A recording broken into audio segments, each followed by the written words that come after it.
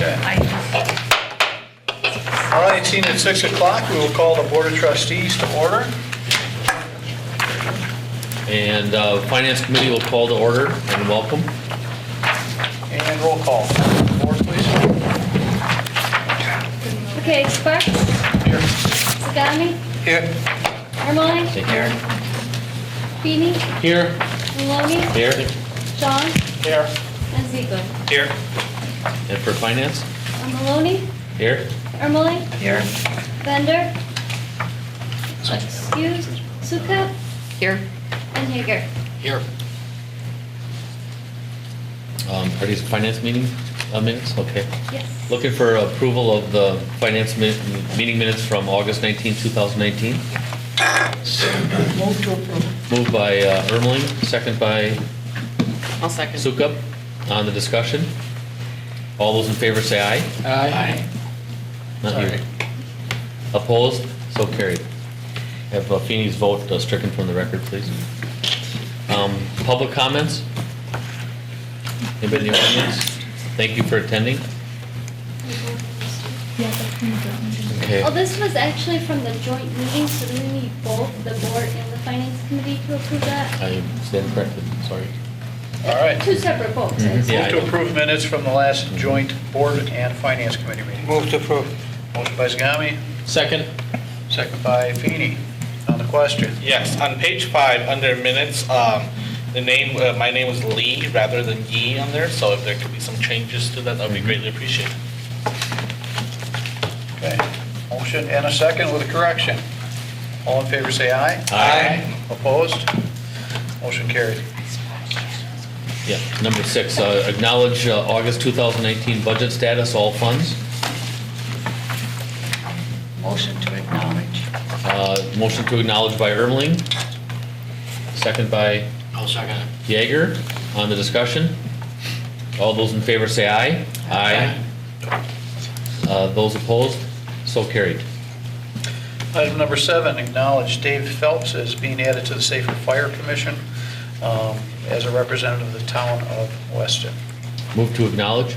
Second. Motion by Maloney, second by John. On the question, all in favor say aye. Aye. Opposed? Motion carried. Review and discussion of 2020. Actually, Oh, I'm sorry. can we move this, the budget discussion down, because we have a couple other business items that we Good can idea. address. Good idea. Number 10 and 11 first, and then we can go back to 8 and 9, Okay. if that's okay with the board. Yep. Okay, item number 10, discussion and possible award of 2020 to 2022 assessor contract. Okay, so this was brought to the board last meeting, and it was, they recommended that it brought back to finance. So, what we have here is the summaries of the people who bid, of the firms that bid on our request for proposal for assessor contract. One of the problems we had when we were calling and doing our research on the people that put in proposals for our contracts, we were a little concerned with the reaction we got from Coldwater. Since then, I did get a call from Accurate Appraisal, and we also have somebody here. They wanted to let me know and communicate to you that they did change things since they did work with Coldwater. When they worked with Coldwater, they had a single person looking at Coldwater, and that person would go back to the office, hand the numbers off to somebody for data input. They said there was a miscommunication sometimes, and it was not working out well. Now they have a team assigned to municipalities, so you'll have about 3 people that when you call, you'll be able to get in contact with someone from your team. I also called them in Germantown, what the issues there, because as you remember with Germantown, the Department of Revenue had a disagreement with them, and they basically let you know that the main disagreement was in assessing egg land, and since then it has been corrected. And also I wanted to let you know that there is somebody here if he wants to add anything to that. Minute or two? Sure. Yep. State your name and address. Sure. Thanks for the time. My name is Jim Danielson from Accurate Appraisal. We're out of the Appleton area. As addressed, and I actually watched the last meeting, and I got that feedback. And we did have some issues in Corona Wetter, and we did have some issues with Department of Revenue. We went through a restructure about 3 years ago because it was concerning to me. We wanted to address those issues head on, own them. What's happened then, we've changed the structure, we've changed the operation. It was actually probably the best thing that could have happened to us in our organization. We completely turned things around. We actually have 8 more jobs than we had when we lost Corona Wetter. We had lost Mosinee in an RFP process too. We did assessor there for about 10 years. We actually got them back after the 3-year loss. Part of what Jessica alluded to in the process was going to a team instead of the approach we had before. We went 100% digital as well. So we do everything on a tablet. It eliminates human error of data entry, different things like that, where somebody has to interpret what I wrote. So that's one thing that's nice. All of that data is live on our website as well. That's a benefit. You also don't have to pay for that. That's part of the contract. So I realize that we are a bit cheaper, but all of this is included. I know you're going through a changeover as far as software goes. That's all included in our proposal. Again, it's 100% digital. It's all online. You don't have to pay for that. I know Market Drive bought TC Win, which is what the current system is on. You're paying $800 for that currently right now. I don't know what Market Drive is going to charge you, but you also have to pay to get the data online, and that's included in our system. So we had some hiccups in the years. We've been in business 19 years. We have over 100 municipalities throughout the state. We concentrate on larger villages and cities, so we're very adept in large commercial bases as well. But again, that 3 years ago was probably the best thing that we could have ever done. We shored up everything. We have a quality review team. We hired a quality manager to make sure that we're doing everything we're supposed to be doing. Everything since then has really gone quite well. So thanks for the opportunity. If you have any questions, I can answer them.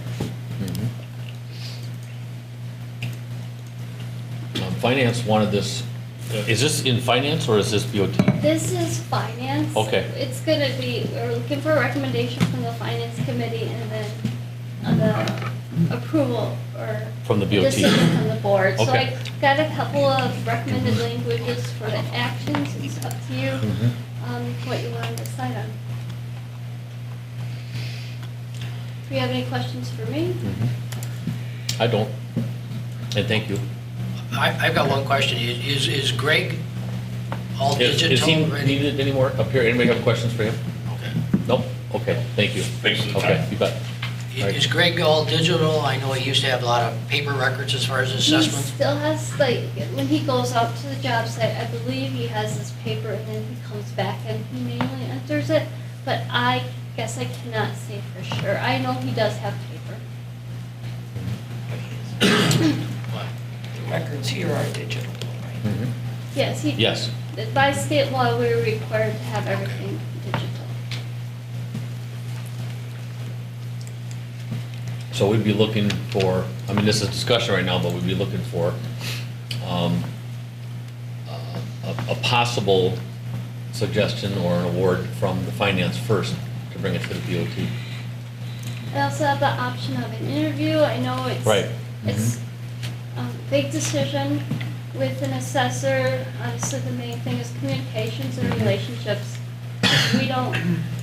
We're not in direct communication with the taxpayer and the assessor. They have the relationships themselves. We always hear secondary feedback from the taxpayer. So we want to make sure we get the right person in there and make sure that everything Well, runs smoothly. I'm, as chair of the finance, I definitely pushed for, to get some bids. I know we all didn't agree, because we've very much enjoyed the relationship with our current assessor, especially on communication. But my comfort level is just to see some bids. And I'm actually quite pleased that he's in the middle. So, what I didn't want to see is, 2 or 3 bids way below, and we were paying top dollar or, excessive fees. So, I guess I was quite pleased. So that's my take. More discussion from the 3. Is there any concerns that Greg is the only assessor on staff at his location that, if something would happen to him, or is there a succession plan? Is there any backups? Like, what would happen? I have not been involved in those Okay. communications. I know back in 2014, when we went out for RFPs before, that was a top concern. Didn't he then kind of work with his, I want to say his uncle or his brother, or that they were actually, there was, if something did happen, there was someone else that could help out at that time, as I recall? That was, Because, I don't remember. because that was an issue, and I can remember it, and that was one of the things he came back with, that this is what, that was there. But I guess, well, I look at this and I have talked to some at Cornwall also. And I guess at this point in time, I would prefer that we stay with Greg Schmidt. And then at the end of this 3-year contract, go out again, and if we get good reports from accurate appraisal, Well, I would agree on, and this is still discussion here, but I just think it's prudent that it's a 3-year contract, that we should look at bids every 3 years. well, We've right. gone quite a while with him, and like I said, we've enjoyed a great relationship, but I think we owe it to our citizens and the community to, every 3 years, to look at that. Well, that's what I'm saying, So, 3 yeah. years. So are you look putting at- that into a motion? I'm putting in a motion Okay. to recommend Gregory Schmidt for a 3-year contract. Okay. With what dollar amount? $37,800. And does that include the computer stuff? Are you saying that that's the dollar that he should include the computer stuff in his one price? I have to look at his contract. Because I didn't realize there was additional. I thought the contract was a contract. So is there anything else additional other than the computer software stuff? For Greg, I believe we do a lot of the mailings for him, Okay. so we would be paying postage. I know Mhm. other firms, Mhm. they're not gonna necessarily come here and do Right. their mailings like Greg. Okay. So just restate again. I think right now we. For his bid, I guess. Okay. I guess is what Okay. I mean, in the bids that were submitted, it's detailed out what is included and what is not. Okay. It's $800 A year. for software. Okay. Greg Schmidt. Okay. Is there a second? Anybody else want to second that? I'll second it. Second by Yeager. On the discussion? All those in favor say aye. Aye. Aye. Opposed? So carried. You want to go to BOT right now, or? Yes. Yes? Okay, looking, you've heard the discussion, looking for a possible motion for the Board of Trustees in regards to the appraisal. Move to approve? Second. Motion by Maloney, second by Zagami. On the question. I just have a question for Jessica. I noticed that you mentioned that we pay for postage, Yes. how much does that typically usually come out to? Because, that could vary anywhere from 59 cents to thousands of dollars. So I guess I'm just kind of curious as how much we pay for it. I guess I don't know offhand, I think just like a couple $100. It's not, it's for all the, obviously it varies about how many assessment letters he sends out. And then, yeah, that's about it. Personal property tax. The only reason why I brought that up is because if we were to be paying thousands of dollars, Right, that makes sense. the $37,000 would actually, per year, would actually go up to around 40-something thousand dollars. So I just wanted to be clear. So, Okay. Okay, motion and second, anything else on the question? All in favor say aye. Aye. Opposed? Motion carried. Thank you. Thank you.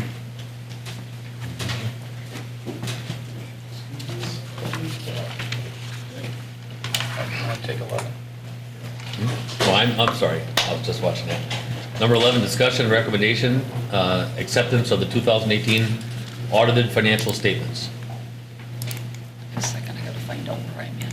Where I'm at. I have a nice summary there that I did. Is there any questions on that summary or anything else that you saw when looking through the statements or the management letters that were emailed out? You know, they got a little bit late, but you should all have them available now. That was my question. I must not have seen, maybe those didn't come to the finance committee. Jenna emailed them out just now. Oh, okay. Yeah, I was just gonna Because that was say gonna be my that. question, was there anything Yeah. in the management letter? I could bring it up. I started reading it and then I ran out of time, so. Came Can you late. bring them up? Yeah. Okay.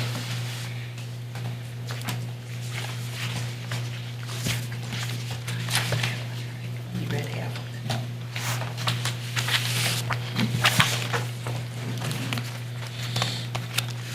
And the majority of those letters is just standard information. I guess, do you remember there being anything in there about internal control recommendations or anything out of the ordinary?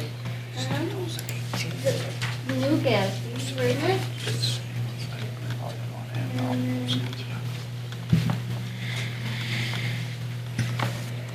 I have to get out of here and I don't want to do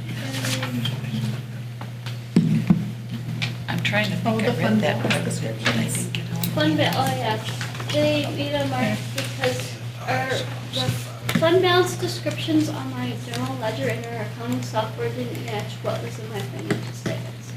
And my argument there is that you're auditing my financial statements, and if I have everything categorized properly, nobody would be able to translate my accounting software to my financial statements unless they have a really good. I agree with you. That was the main thing. Yeah, but internal control, I don't recall seeing anything that it was adequate, I want to say, nothing. Well, they usually would say if Yeah. there's something, if there's an issue, like they would talk about it. Yeah, that, I don't recall. Like in reading that section that Jessica was talking about, usually they would Right. say if there's anything. One of the things with this audit firm, they're not big on management letters. Okay. And good or bad, they're just, they're not there. How did it go with the new audit firm overall? I think it goes really well. They're out of here really fast.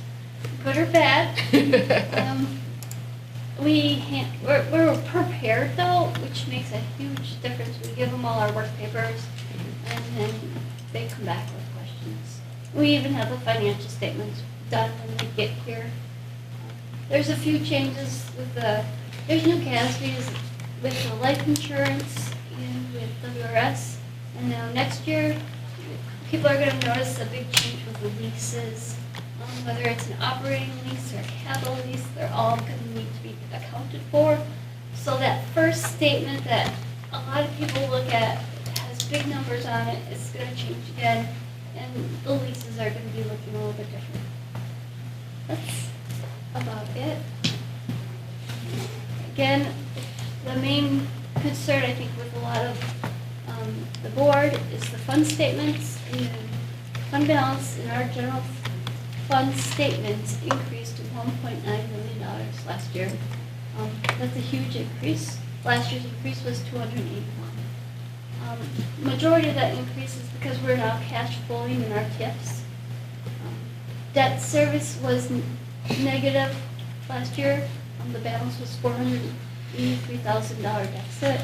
That will be turned around this year.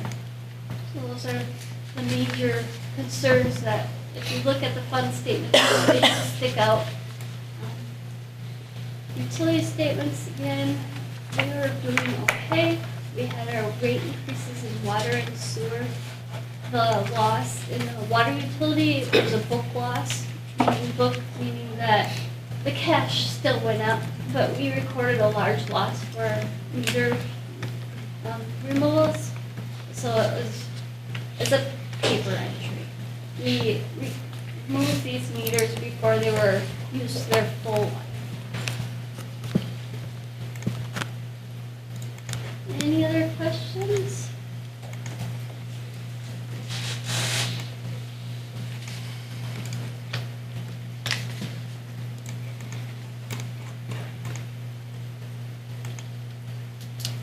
More discussion or recommendation? motion to approve, to accept the 2018 audit report. Recommendation by Yeager, a second by I'll second. Sukup. Any more on the discussion? Hearing none, all those in favor say aye. Aye. Opposed? So carried. Okay, and for the board, looking for motion. So moved. Second. Motion by Jean, second by Maloney to accept the 2018 audited financial statements. On the question, all in favor say aye. Aye. Opposed? Motion carried. Okay, now, let's go back to item number 8, I guess for both bodies, the review and discussion of 2020 budget.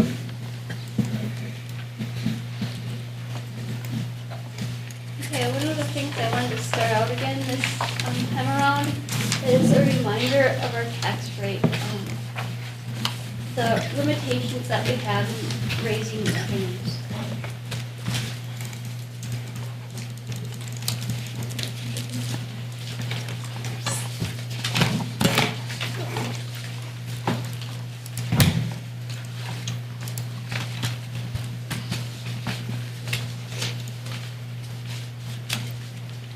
So a couple of board members went to the levy limit workshop, and this is just to remind us where we're at and which direction we're heading. So we're looking at budget year 2020, levy year 2019. This is the calculation that we need to go through every year because the state limits how much money we can raise to fund our operations. With this formula, it gives us last year's levy, and then it comes down to the amount that we can raise because of net new construction, and then it has the amount applied to. And then we get down to levy limit before adjustments. And we have our debt service exemption, which calculates to our allowable levy. Our allowable levy is broken up into 4 different things. The general fund, debt service, aquatic center, and capital improvement funds. Those are the 4 funds that we levy monies for. And depending upon this number that we want to put in for debt service exemption, it'll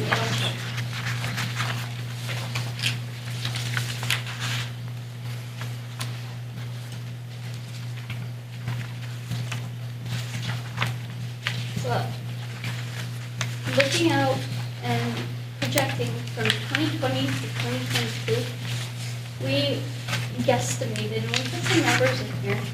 So for next year's budget, we're looking at applying $1.1 million for our debt service exemption with a max of 1.25 to be used the following year.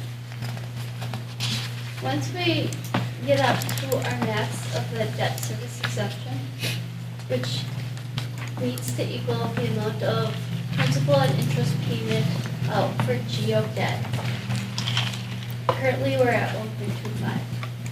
Once we get to the 1.25 million, the ability to raise revenue based on our general levy is going to be limited by our net new construction. Looking out at this forecast, in 2022, we are looking at being able to raise $64,000, assuming our net new construction is 1.25. The state allows you to increase your levy for additional debt payments. So if we would go issue new debt and we'd have debt service payments of, say, 1.5 million, we could increase this 1.25 here to 1.5 million, and we could raise an additional $300,000. 314. But we can raise that to that limit only to pay off debt, not to pay operations.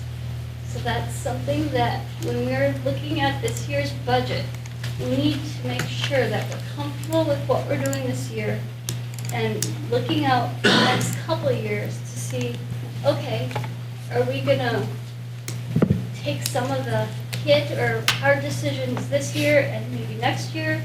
Or are we gonna push it out till 2022 and see if the state's gonna give us some more options besides debt services? So that's where I wanted to start it, and I guess I'm ready to move on to any other topic. If we wanna go straight to departments, if we wanna look at some graphs of some expenditures that we've been working on. I guess I'm open to suggestions. Want to delve into the departments right away? Well, I guess I'd like to, Kat, you've got budget requests from all the various departments. Yep. So where would we be, I guess, Let's go back to the if we packet. approved all those, what are we looking at? Okay. And what do we need to reduce to get down to our budget?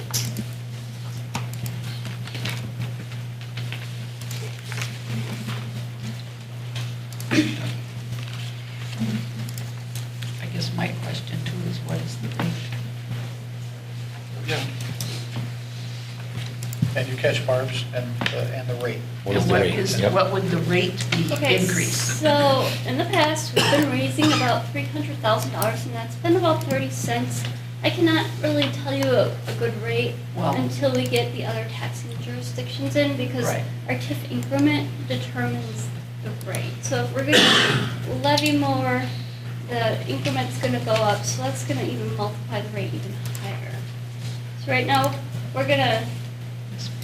my recommendation would be no more than about 30 cents, and that's about 300,000 or a little bit less. Because I was gonna say, That's what we've been what doing. rate increase are we comfortable with? Right. And what does that give us to put in our budget? I guess, I mean, I can say, okay, I think these are all great, Mhm. but if it's gonna make it 50 cents, I'm not so You great have with to that. remember the state is controlling us. I know, Right. but I'm We just, cannot, we're I not gonna know. be raising it that much. And if we do raise it this much this year, or so much this year, next year, we're gonna be very limited. it's gonna be what? Very Limited. limited. Okay. Well, yeah, I'm hoping that we could, but I just was kind of wondering what is our projected and what do we, and if we do, now I know that some of our debt is falling off. What's it, next year or year after? We need to issue more debt to maintain our debt service exemption at 1.25. I know that's not gonna be a problem, because we were looking at a CIP plan to borrow this year. We have a large project, the Weston's. Okay, so we do have enough money that we're gonna be borrowing to keep our, Yes. okay, that was, because we don't want to lose that. So the first sheet we have here, there's a couple different options. We have revenue option 1, using 50% of debt service exemption. And then option 2, using 100% of debt service exemption. If we use 100% of debt service exemption, we'd be able to cover all requests with an excess of $3,000.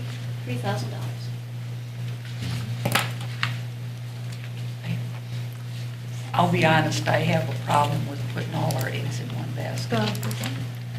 Because we don't know to handicap ourselves so much next year. This represents all requests. And that's page 50 in your packet. 15? 50, 50. yep. Thank you. There's not much change from last time when we were showing it. We do have, they're still all estimates. We got estimated Earth Metro and estimated Safer. Safer, we used the 6% increase. This includes an extra officer? Yes, it does. Okay. It also, there's a summary on the bottom. It's a $5,000 reduction due to current trends for our attorney. Presidential election is an increase of $26,000. We have a decrease in the finance department because we're sharing staff with the clerk. And then Everest Metro includes moving $86,000 to capital for squad cars. That's something that we talked about before. In order to fund everything in the operations budget, we are looking at moving our squad cars to capital and paying them out of, I'll call it different pocket of money. I mean, that still would come out of the out of Everest Metro budget though, right? I mean, No, the it's in there. capital, I mean, the payment for the capital. And I guess my question is now, how much do you spend on squads now in your budget? Just because I don't feel like digging all the way through. So A year? for 2 new squads and an unmarked each year, last year I'm kind of keeping about the same as 110,000. Okay, so you're looking at 86,000, as I recall here? Yep, Okay. Going to capital, so that would make your payments, I assume, less. Wouldn't affect me at all, it's the same amount of money, it's just how the village of Weston is paying. Oh, how we're paying, okay, So I'm it's sorry, actually that, straight. you lost me, I thought they were going to, you know, kind No. of like, village would borrow it, but they would pay for it. No. No, Okay, it's all right, I was the way wondering. that the village is going to pay for it. We're taking it out of operations and we're putting it over to Okay, capital. so then we have to increase our spending on, It's we're gonna be looking at using I'll call it the few tricks with the debt service exemption. What we can do is we can borrow it for 90 days prior to year end, Okay. and then we'll pay it. okay, because that was going to be my next question. Yeah. How long are we taking these debts out for? Because I can see ourselves all of a sudden compiling debt upon debt just for I don't want to say maintenance, but technically your squads are maintenance because you redo, you turn them over every, couple of years, so, but, okay. For 2020, we're looking at not actually borrowing, but we're gonna be using the revenue that's in the CIP fund to pay for that. But going forward, eventually, when the revenues get a little bit tighter, we won't have that and we will be borrowing for it. Okay, but it's kind of like the county does, they borrow up and then within Right. the next time frame around, Yep. they pay it off. Yeah, okay. Okay. That answers that question, because that was bothering me. Our option one includes $100,000 that's requested for street maintenance. We also increased the salt budget by $25,000 and gas by 10. Can I, Michael? Oh, there's one, I'm going looking, I've got the screen right here. Can you explain, I know we've added street maintenance, to your budget over the years. The 100,000, can you kind of give me a, Yeah, I guess that'd be similar to this year where $100,000 of the asphalt overlays was paid out of the capital funds. okay? I guess in lieu of that, I guess I'd put it back in there just to reserve it if that got kicked out as a CIP, similar to maybe the squad cars. I guess that would be an option, but just didn't want it to get lost in the shuffle, I guess, as we Okay, go this through has it. been all part of your budget in the past, Yeah. as I recall, and then I know we did something different last year. and I couldn't remember. Yeah, so I mean, right now we have about $180,000 in the budget for asphalt overlays next year, I guess projected. So, just wanting to, I guess, make sure that as we go through the budget process, if that number is lower, then all of a sudden a CIP doesn't get approved for some reason, we had the funding there to complete those projects. So you have it here and in the CIP? Well, I guess we don't have a CIP for next year right now, Okay. so. That's gonna be, it's a work in progress. We, probably in the next couple of meetings, will be bringing a CIP plus debt service. Debt service is not gonna be talked about yet tonight either, we don't have those numbers together. So. Because it's an overlay, kind of considered a capital more than a maintenance? Yeah, I mean, you can, I guess, I guess, let me chime in. I think that it's important that the board takes a little more of a global view before we delve into every department's budget. I just was looking at the increases. No, I get it. But, unfortunately, we can't talk about individual departments, until we actually talk about it overall. We know that the dollars are finite. We also know that $64,000 from our growth is not going to cover even keeping services status quo. It doesn't even cover contractual, wage increases. It's basically, if we were to go with what the state gives us, then our services start declining. And, there's just not enough. So to me, the big question is how do we manage this, and what do we prioritize so that we can at least try to keep our service levels from declining. One of the things that I handed out, sheets from the Taxpayers Alliance, and Keith did too. So I guess if you look at this big sheet, and I think this is one that, Yeah, we worked on some statistics, kind of summarized out of that municipal facts 18 book. so I think it's important for the board to take a look, as opposed to just a year-to-year shotgun approach at the budget. We should say, how are we funding our various departments, and how does that compare to all of our comparables in the state? So this is from Taxpayer Alliance book. This is a current one. It obviously goes back 2 years, because it takes them a while for them to get all the data and put this together. But this is every community in the state with a population group of 12,500 to 17,500. So if you look at some of these now, the wild card on these is when you look at some communities get a lot more state shared revenue than we do. And we know that Weston is kind of, on the short end of the stick when it comes to state shared revenue compared to some of our comparables. However, to me, two things that really stand out in this is public safety, both for Safer Fire and EMPD, are absolute lowest. I mean, they're at the bottom of the barrel in their comparables. Some of these, if you look at just at the police spending per capita, the only ones that are lower don't have full-time police departments, and that's LOS, Bellevue, and what was the other one? Okay. Because they're covered by Brown County, they don't have their own departments, they just have like a service officer that works and does nuisance stuff. So Eversmith is in the bottom, and if you look at where Safer is at, for our fire, it's gone down a lot since they went to Safer from when the village had a department. It's been drastically reduced. I think two takeaways from that is, looking at, first of all, we're getting a great deal by having consolidated services, which will lead into one of the next topics after we get through the budget is I would like to see further consolidation with other communities at least reaching out. And I think Public Works would be a great place to start with that. Capital equipment expenditures are huge, and there's a lot of duplication there. So if we can combine with one or two or three of our neighbors, I think it would help us to lower our overall costs and maintain our service level.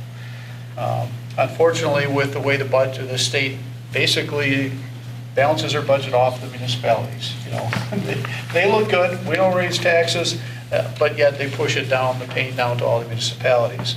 So when we talk about how do we maintain services, we have to look at things like the debt service exemption. It's the only way that we can maintain service levels. And I think the community, by and large, everyone understands that one year to the next, everything costs a little more. What we buy, what we purchase, where we go, it doesn't stay stagnant. So if we need to have, I think, as being responsible leaders of the community and in charge of what we provide service. That's what we do. That's our sole purpose of being here, is to provide services to the municipality. And we need to do that as economically feasible as possible. So I don't think anybody wants to see their services decline, so how do we try to balance this? I think the consolidated effort is really, I think that's our due diligence to try and explore those areas where we can help save some funds, lower those costs when you look at what our current comparables are. But we also have to maintain. So we're going to have to use some of those tools that you have to be able to raise the levy enough to maintain our service level. And then hopefully adequately explain that and educate the community on this is where we're at. The other aspect of it, it's easy to see things. You can see parks, you can see roads. You can't see a service per se. So when you get, especially to public safety, you can't see what a level of service is. So it makes it a little harder, and I think sometimes that's hard for the community to comprehend. But when you look at our staffing level and all the area departments are staffed much lower than we are, or staffed much higher than we are, and the public safety front makes it challenging. And public safety is usually about at least 60% of overall budget. That's the biggest expense. That's probably one of the most important things we do. The top three, hands down, police, fire, ambulance, and roads. I mean, that's where the bulk of people's money goes to. So keeping that in mind, how do we take what we have and try to maintain our service level? Services have been falling. You can't see it. I mean, we can see the roads that we maintain every year. You can't see where police is. You can't see where fire is.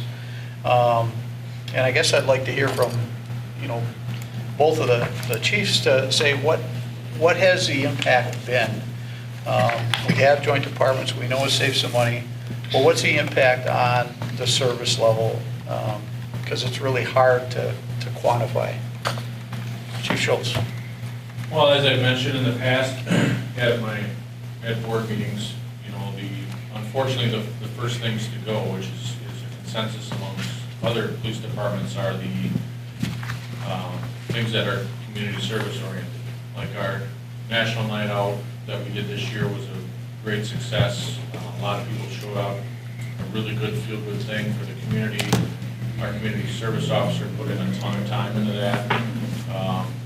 Halfway through it, we were running into all the staffing issues. I had to pull her from her duties to take calls. The other half of her time is working investigations due to not having enough staff in our detective bureau. As we've discussed, there was nuisance-related issues that the village had brought forward to EMPD that unfortunately did not even make my priority list. So those types of things have to fall. We all know the drug problem that's occurring, not only here, but nationally.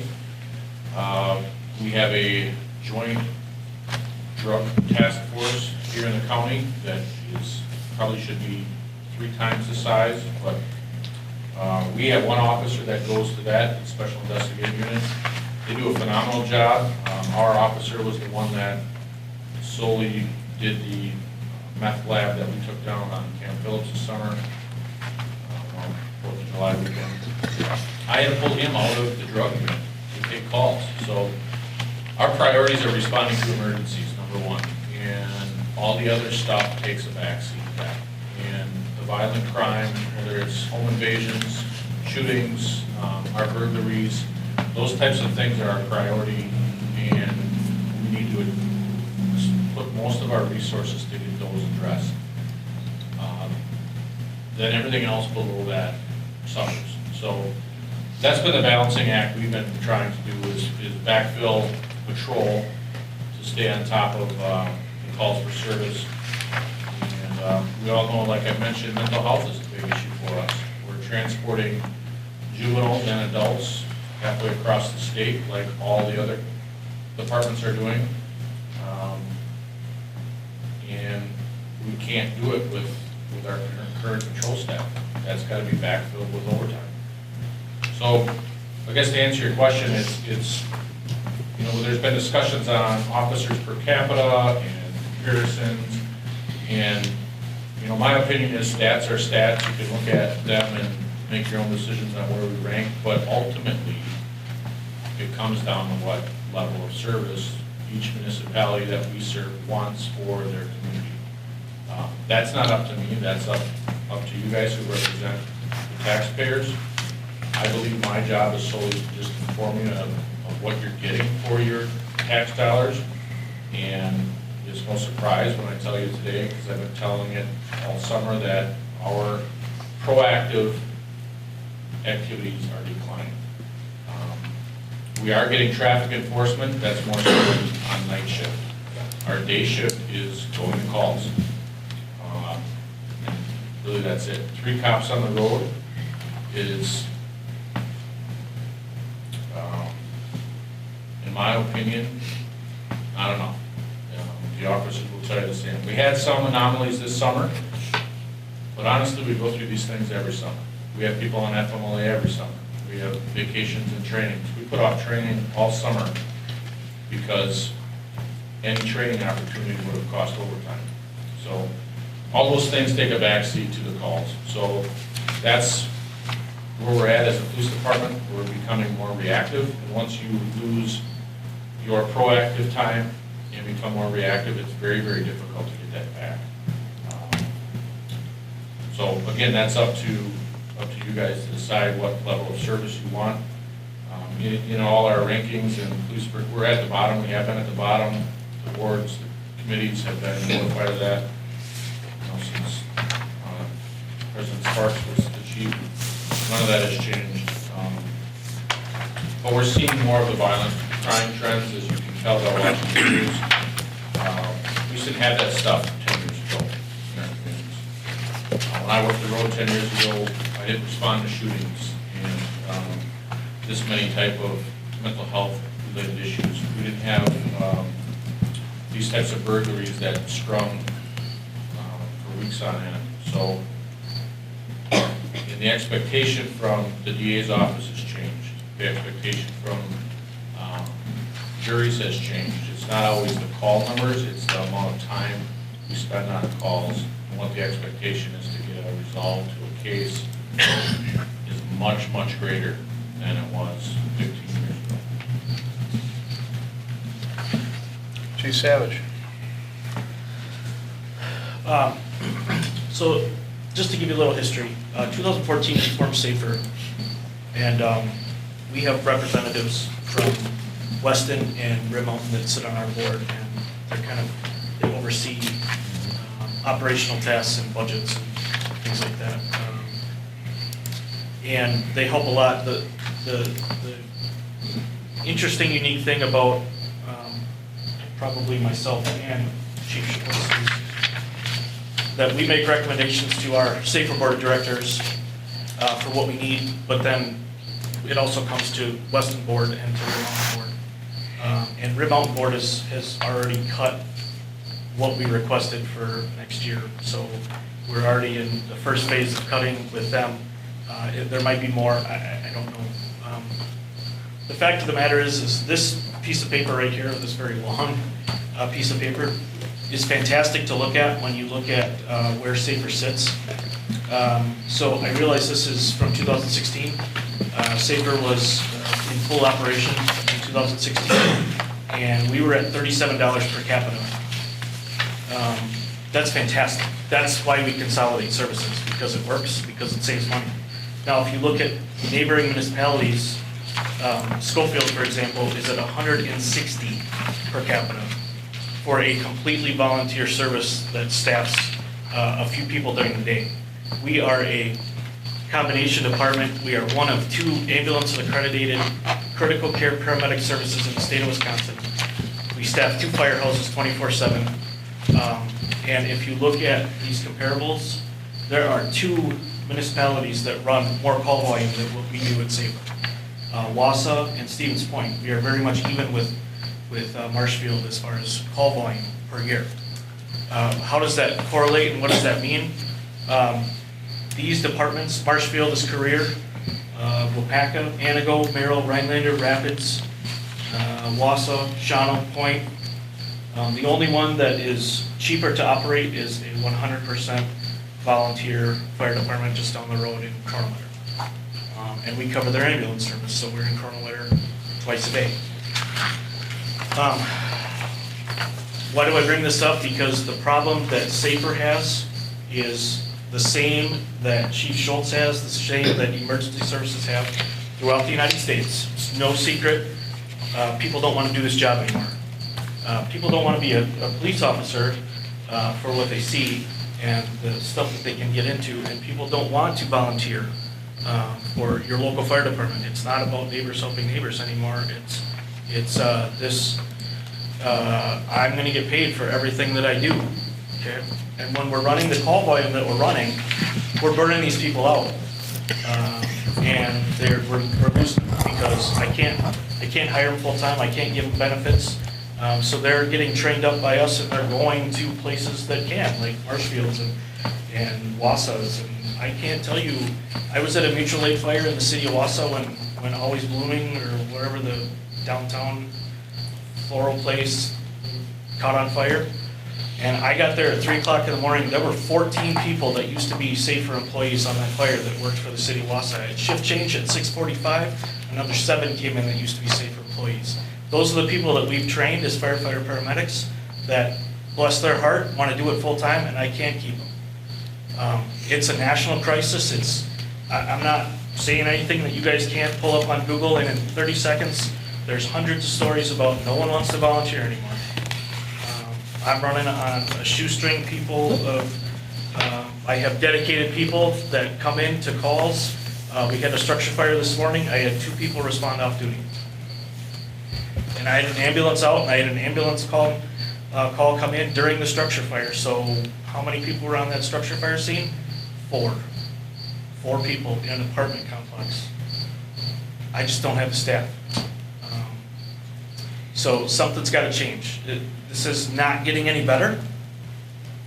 20 years ago, we used to go down to the firehouse and order pizza and sit and hope that we would get an ambulance call for free. No one does that anymore. Nobody. If I can hire someone and bring them on part-time and keep them for 2 years, maybe 3 years before they get trained and go on to a place where they can get benefits, I'm ecstatic. And then I start all over. And then it takes me 18 months to 24 months to train them up. And then I lose them again. So, Chief Schultz is absolutely right. It's a level of service. I am working on, it's no secret that Safer Budget has been I don't want to say debacle because it's not, but there's been a few things that we need to fix, okay, from when we started.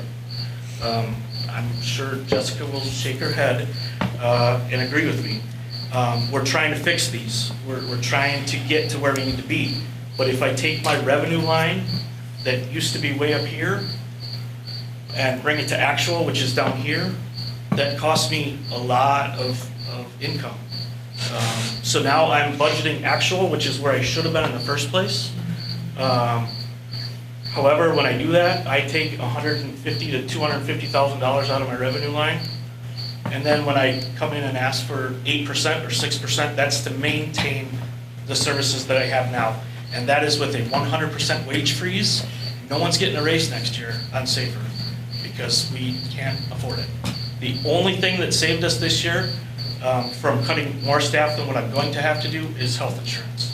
If health insurance would have came in higher than what it did this year, it was a godsend to get 1 point whatever it was for health insurance. If it would have been 10, I would have been taking 2 people off per shift. Right now I run 8 people per shift. Next year with this budget, and please don't think that I'm complaining about this. I have to pull someone off shift. So my daily staffing to next year is going to go from 8 to 7. It has to. And that's with 0% increase for anybody at Safer. That's just to maintain with what I have. I'm very passionate about what I do. I want to leave Safer better than what I found it. And it's a constant struggle. And to try to keep people and try to keep them coming in on calls and just trying to keep them keeping their pager on when they're not on shift. And then to come back and tell them I can't give you a raise. I've already taken heat on that, but that's just the way it is. So the level of service issue, I can tell you exactly how I feel, and I'm very passionate about it.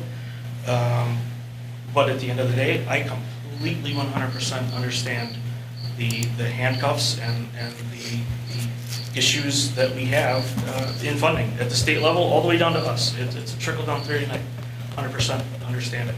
I'm just telling you where we're at. This is, what does 3 people mean at Station 2 as opposed to 4? That means I can get 1 ambulance out the door.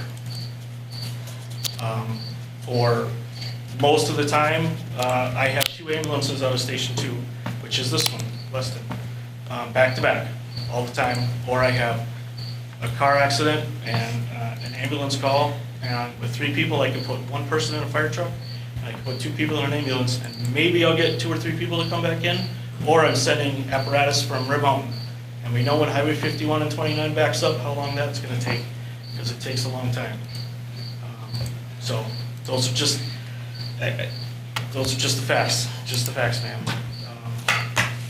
So, did you? Oh, I was just waiting for President Sparks to reopen it. I'm done, I'm sorry, All I right, took too much time. well, we'll get to your questions. I guess I just got a couple comments. Number one, I'm going to say for board, so is trustee Maloney. I'm not sure how it got to where it's at, but it has to be accurate. We can't have overinflated revenues and underinflated expenses. It has to be accurate. I realize it started off on a bad note, and when it was initially put together, it wasn't accurate, but it has to be. So, it's really difficult for the Safer Board or village board or even the town of, the town board to be able to put coherent budgets and accurate budgets together unless we have that information. So this has to be accurate.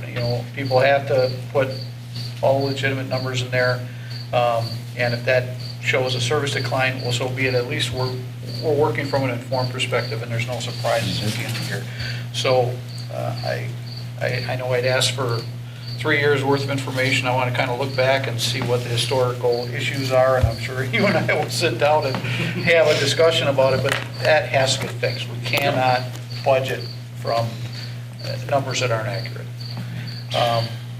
I guess I would like all the trustees, and I'll open this up to questions for anybody, other trustees or anybody on finance to the 2 chiefs, but I would just ask you to look at this page 3 on this really wide handout. Because this kind of shows where our spending per capita, but more importantly, it shows kind of how we rank on where we spend. So if you look at the bottom, it says it's ranked number 1, so your lowest number being the highest expense to 22 being the lowest. So there's 22 municipalities that fall into our population range. So if we look at our general categories, you can start off, let's go right to the very end when it says municipal levy per capita.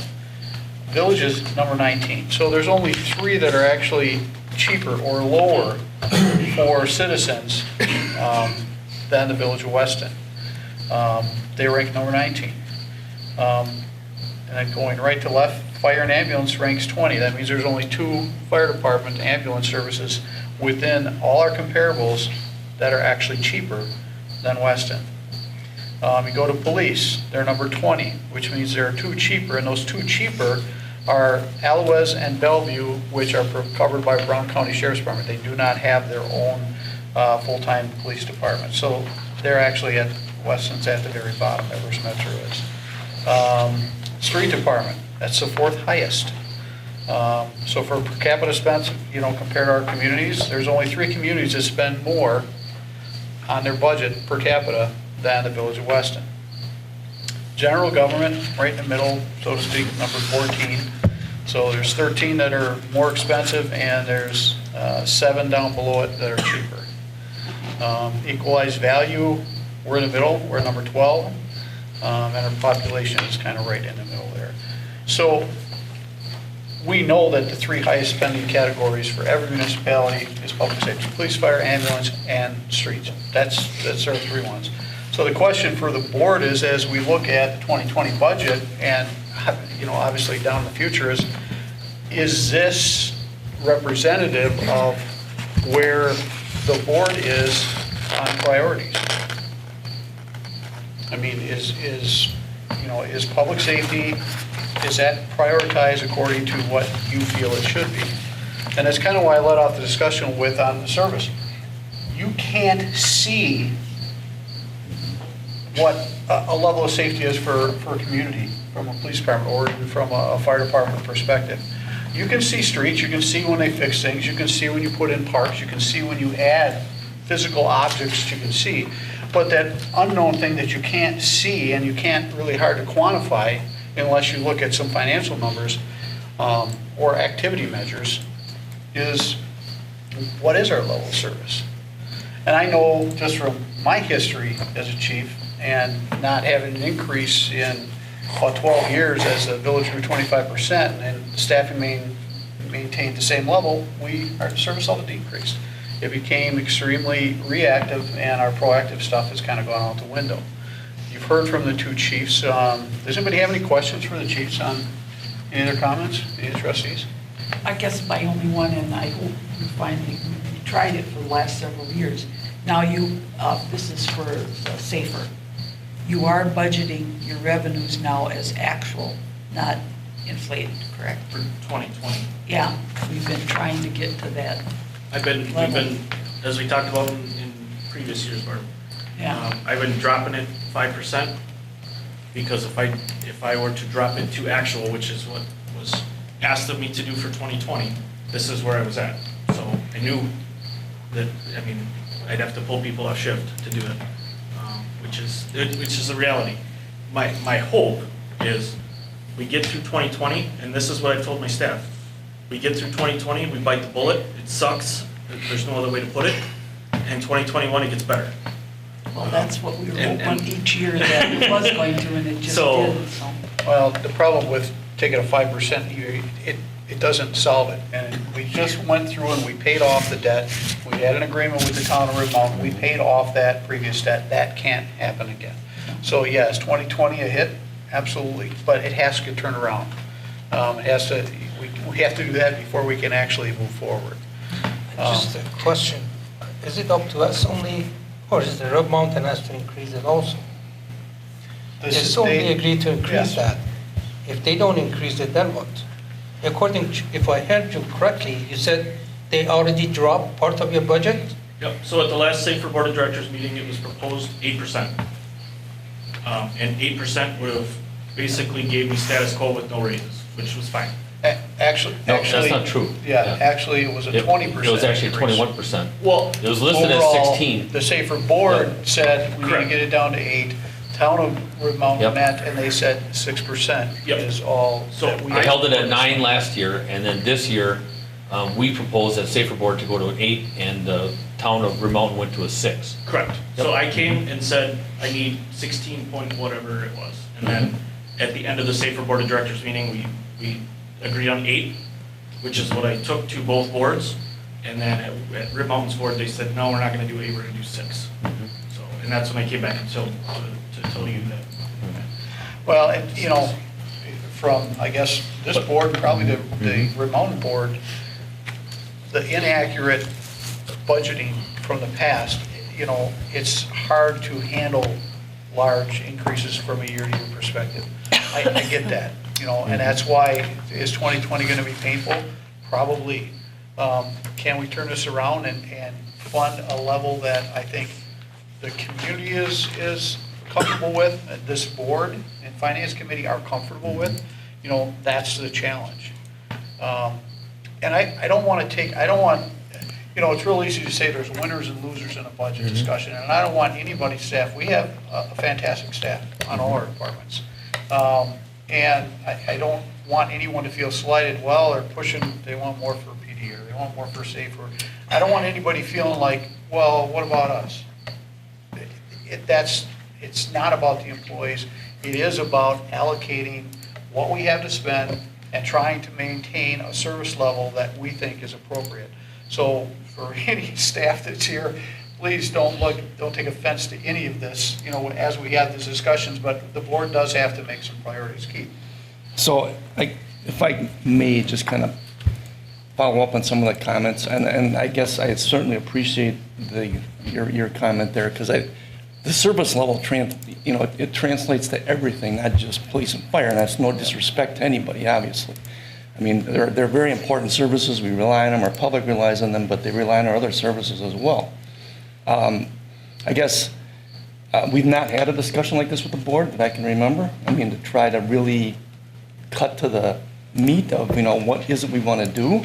And I know our staff has really been desiring to do that at some point because it certainly sets a direction for us. And that, we all need to do that. We need to be part of that. I guess a couple of things on the statistics that were put in front of you. We took out of the municipal facts book those statistics for those 4 highest general expenditure categories plus the general revenues. All of them are presented in a total in the population group and also in our region, the immediate area here. I guess if you go back and you look at the introductory comments, and I know that you all probably have not had the benefit of looking at the municipal facts book, but it does point out that there are differences and there's reasons for differences they need to cut into, and I think both chiefs have spoken to that a little bit. The one that I know that we have talked about in the past is where the per capita statistic for street maintenance probably isn't a very good one to look at, because when you take our population category and also the region, we're like 3rd lowest in spending per mile. So it's miles of street you have to take care of, and that's not just for the sake of argument, but just to point out that there are things that maybe are behind the statistics. So the only other thing I'll say is I think one of the numbers got left out on the total funds category on the first page.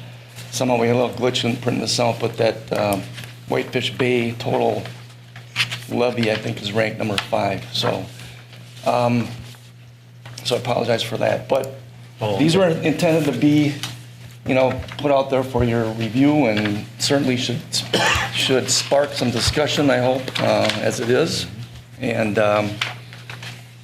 I guess discussion of what our priorities are, and I think that maybe tie in with the original discussion that Jessica put out there is that as we use up that debt service exemption, we're at the point we are going to start having to reduce services, reduce sources of expenditure unless something miraculous happens in Madison. I mean, the only other options are having a referendum to talk about increasing our tax levy. So what services we're going to continue to furnish, and some of our debt service discussion. We have needs, as we've talked about, not only for municipal facilities, but out in the public. So all this has to tie together, obviously, and I don't know, I guess just kind of chiming in with my 2 cents worth on this at this point. But we're here tonight to have a discussion, I guess. So, thank you. Nate's got his hand up, and I'd like to go second. So I'd just like to echo President Sparks's comments. This is not going to be easy for anyone. And I think that we absolutely have to address our public safety portion of the budget. One of the communities that I live in, they have 2 full-time officers Working. Yeah. And then 2 other part-time. And the amount of burnout from the 2 full-times is staggering. You can see it every time they walk in the door. And I've taken the time to get to know some of the Safer employees and Everest Metro employees, and even though morale is higher than I would have expected, and they take a great deal of pride in their work, you can also see that a lot of them are drained. As far as roads go, I think we need to continue to have that be one of the highest areas that we have to face. And Director Osterbrink, I know that you and I talked about the possibility of getting or what it would mean to the department to get an extra hand for parks, but I think that those two have to come before anything else. Our options are, to say limited would be an overstatement. Before we can't really afford to take a hatchet to anything because of the level of service that our residents rightly expect from us. So we can tinker here and tinker there, but I think we have to, as a board, seriously consider a referendum to surpass the property tax caps for public safety. And that may be the case, but I just want to address Keith there a little bit on this general sense of what we're talking about. I'm going to try to keep this brief, John. So, I'm good. okay. Everybody. And, going to a referendum for a tax increase, it seems like it's such a simple answer. But yet I believe there's other ways of trying to find the solution. We've already done it in EMPD with a cost sharing and now with SAFER. And I truly think there is a huge opportunity. There is no competition in these municipalities. Where I work in a private business, I only deal with competition. That's it. I would never share. I would never do anything with competitors of mine. We are not in competition yet. The 20, 25 years, 30 years I've been on and off this board, I've heard past boards, sometimes me included, talking about our neighbors in not so nice way. I'm not talking about anybody here, but I'm saying we're not in competition.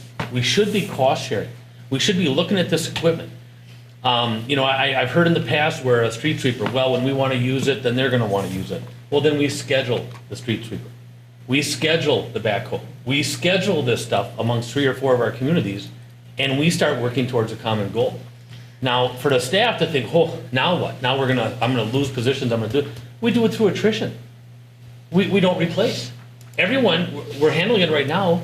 That's what we did with the police department. Nobody lost their job, right? I don't think so. And I think actually the Chief Martin actually resigned to make that work. He, whatever. I don't know. He stepped down. He stepped down. He assumed as part of the agreement. Yeah, that was part of the agreement. Chief, yeah. So, through attrition, we could handle the labor side of that, but boy, I'm telling you, I think that's a huge opportunity. And boy, wouldn't that be great to have more minds helping one another, in every one of these other departments that are out there. And I think we got a great staff. I would bet we would be leading in those categories, but I'm not going to beat my chest and say that we're going to be pounding our other communities. We need to work together. We travel the same streets, we go to the same schools, they churches, shopping, everything. Yet on this level, it's just so foreign. And I just think that's the only way we're going to make this work. Instead of just saying we're going to raise taxes. It's not me to take your hand, Chief. Yeah. I just want to concur with Trustee Maloney. I know that the Wausau Marathon County Parks Department has also reached out and discussed multiple times about the possibility of consolidating Parks Department as well, due to the fact that it would not only make it more efficient, but also there's potential for savings as well. So I definitely agree that, whether it's us working with our neighboring municipalities or local government and consolidating services, because I mean, even Marathon County we all recognize the epidemic and the concern with public safety. Marathon County 2 years ago had to pull out money from their own reserves to address this drug crisis, and I think we need to start also participate in this battle as well to address this concern with public safety. And I'm deeply concerned with the amount of calls the type of calls that are coming up. I mean, in the last few weeks here, I know it's not in our municipality, but it was in Wausau where there was multiple shootings that occurred. I mean, it's not that much different from Weston here. That could transition eventually to Weston here. I want us to be proactive to address these issues rather than us being reactive. And, I would hate for someone to lose their life in Weston here, and we take and it's because we would be reactive rather than proactive. I think that's where my priority would be, is public safety currently at this moment. I agree with the need to maintain good services with with the street maintenance and public works, but we also need to really look at the seriousness of public safety at this moment here. I do agree with trustee Maloney and trustee Zhang. I guess where my mind was at is, yes, we should absolutely be cost sharing and working with our or the other municipalities in the area. We're by far the biggest one, and we should be continuing to exist and strengthen those relationships that we already have. When trustee Zhang and I went through high school, there was no difference between a Schofield kid and a Rothschild kid and a Weston kid. We're all Everest kids. And I think we should think of our communities that way. When I said that we should seriously consider a referendum, I do believe that, but that would be after other options are exhausted, because we don't know how much that would save off the bat and how much money we would need in order to maintain the same level of services. So I just wanted to clarify that for everyone. Barb? Yeah, I guess, like you said, talking about combining services and working with, and I know that you and Mark, when you first came on board, had kind of touched base with some of the other municipalities, but I guess that's the thing I think that we're going to have to, if we want this to happen, we're going to have to start talking to these municipalities because, and not necessarily, I don't know if say the street departments or the park departments or the whoever, and I would love to see Marathon County take over some of our parks, and that we would do a joint thing, but anyway, I think if we want this to move forward, we're going to have to start going out there and talking to these other municipalities seriously to find out, because it sounds so good, to say, yes, street sweeper, we should be able to, schedule it and that should be able to work. But sometimes I think municipalities start getting where they all of a sudden they start doing this, and it's Saying people don't like change, is that what you're saying? well, yeah, and it's hard to get them to change. I mean, it took, actually, I can remember when the Everest Metro was first being formed and talked about. Gary Martin came in one day and he was just so mad. He said, it's all politics. And basically, I said to him, well, does Weston want to have more people than Schofield? And he said, yeah. And I says, there's your problem. He went back and they did it equal, and it came to fruition. And that almost did not happen. And actually, over the years, a lot of this board has said, why should Schofield have equal representation? We spend more money than they do, but their equalized value, their taxpayers are paying equal.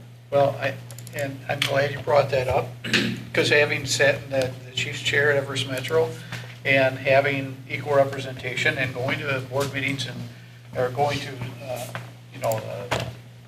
joint finance committee meetings and having people say, well, we pay 70-some% of the budget, so that starts with us as trustees.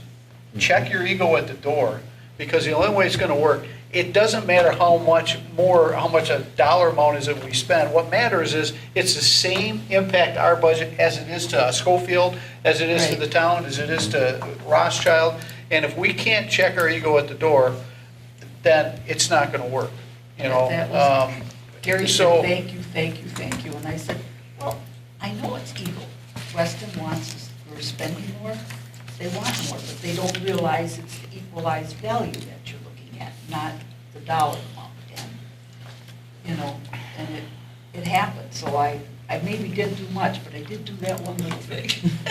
President We, Sparks. we had those talks with Mort McBain back in the 80s, when I was first on the town board. Robert Stavron and myself had talks with Sarah Campy, mayor of Schofield, and it all was politics. The boards would not unite. Yet Sarah would, and Bob and I would, but the boards would not. You know, President Sparks and I met with some leaders, and maybe we should have told the board, but we decided not to. We didn't have to. Yet that didn't go over so well with this board.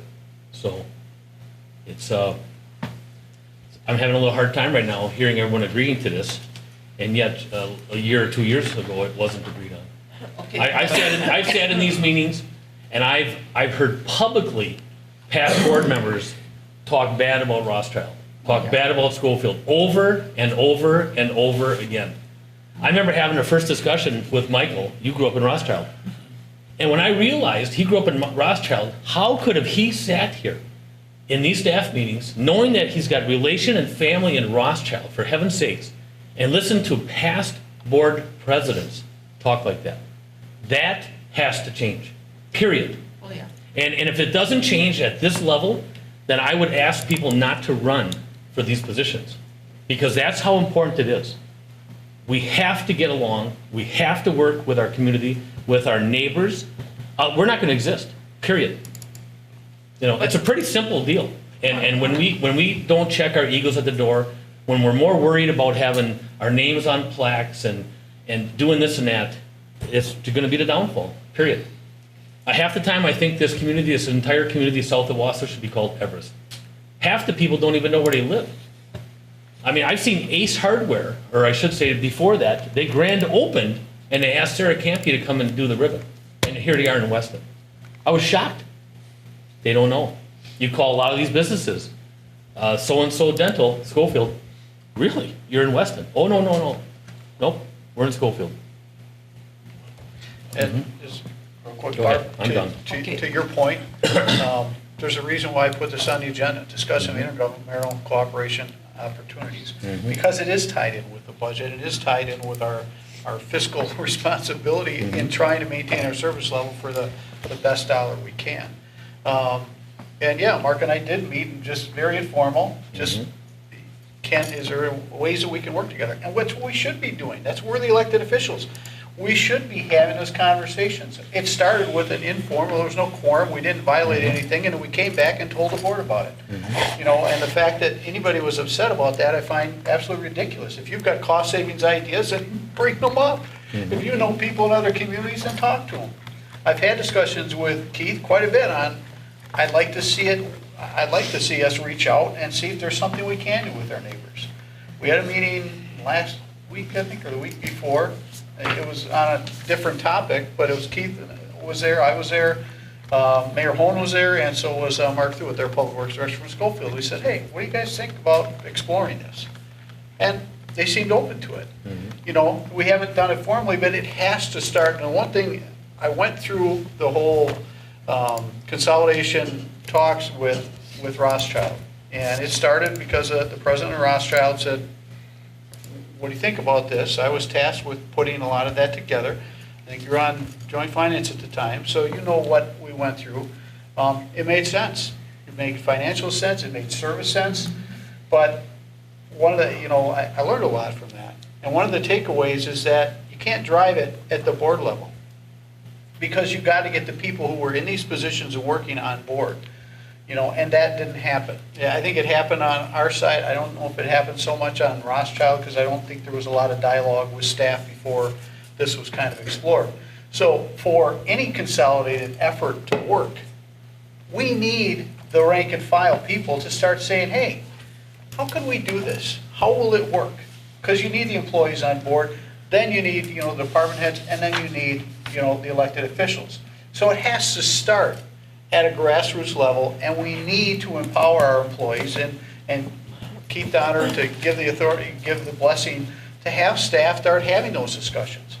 And then hopefully they become a little more formalized, and maybe we can put something together that is going to help at least maintain, if not increase, our service level while keeping our costs hopefully flatlined or even saving money. We know consolidated services work, our two cheapest departments are consolidated. So our next largest department is Public Works as far as expenses go. Does it make sense? I think so. And I think we need to have those discussions. And, and I guess coming out of, when we're all done, I mean, what I would like to see is something formal from the board, directed to staff, say, Keith, start working on this, have the meetings. And if we have to form an ad hoc committee of trustees to be able to meet with the other elected officials, so be it. I'm sorry, what did I miss? Somebody? No, he and then Okay. myself. I definitely agree with you. I would love to see the, I would be supportive of any decision by this board to encourage discussion about consolidating departments. I mean, just going back to the Parks Department, because that was the one I was working with. The mayor of Wausau I spoke with. When I was talking this was all informal discussion. Spoke with the mayor of Wausau, who was supportive. Alderperson Peckman was the chair of the Wausau Parks and Recreation Committee, was also supportive. And Jamie Pauley was supportive of it. Both administrator and deputy administrator Carger and Leonard were both supportive as well. So these are, you're definitely right, President Sparks, that we could be doing all these consolidating to hopefully save money, also provide better services. Well, I would be supportive of this, and I think we're right about beginning discussions, and I think it starts from here.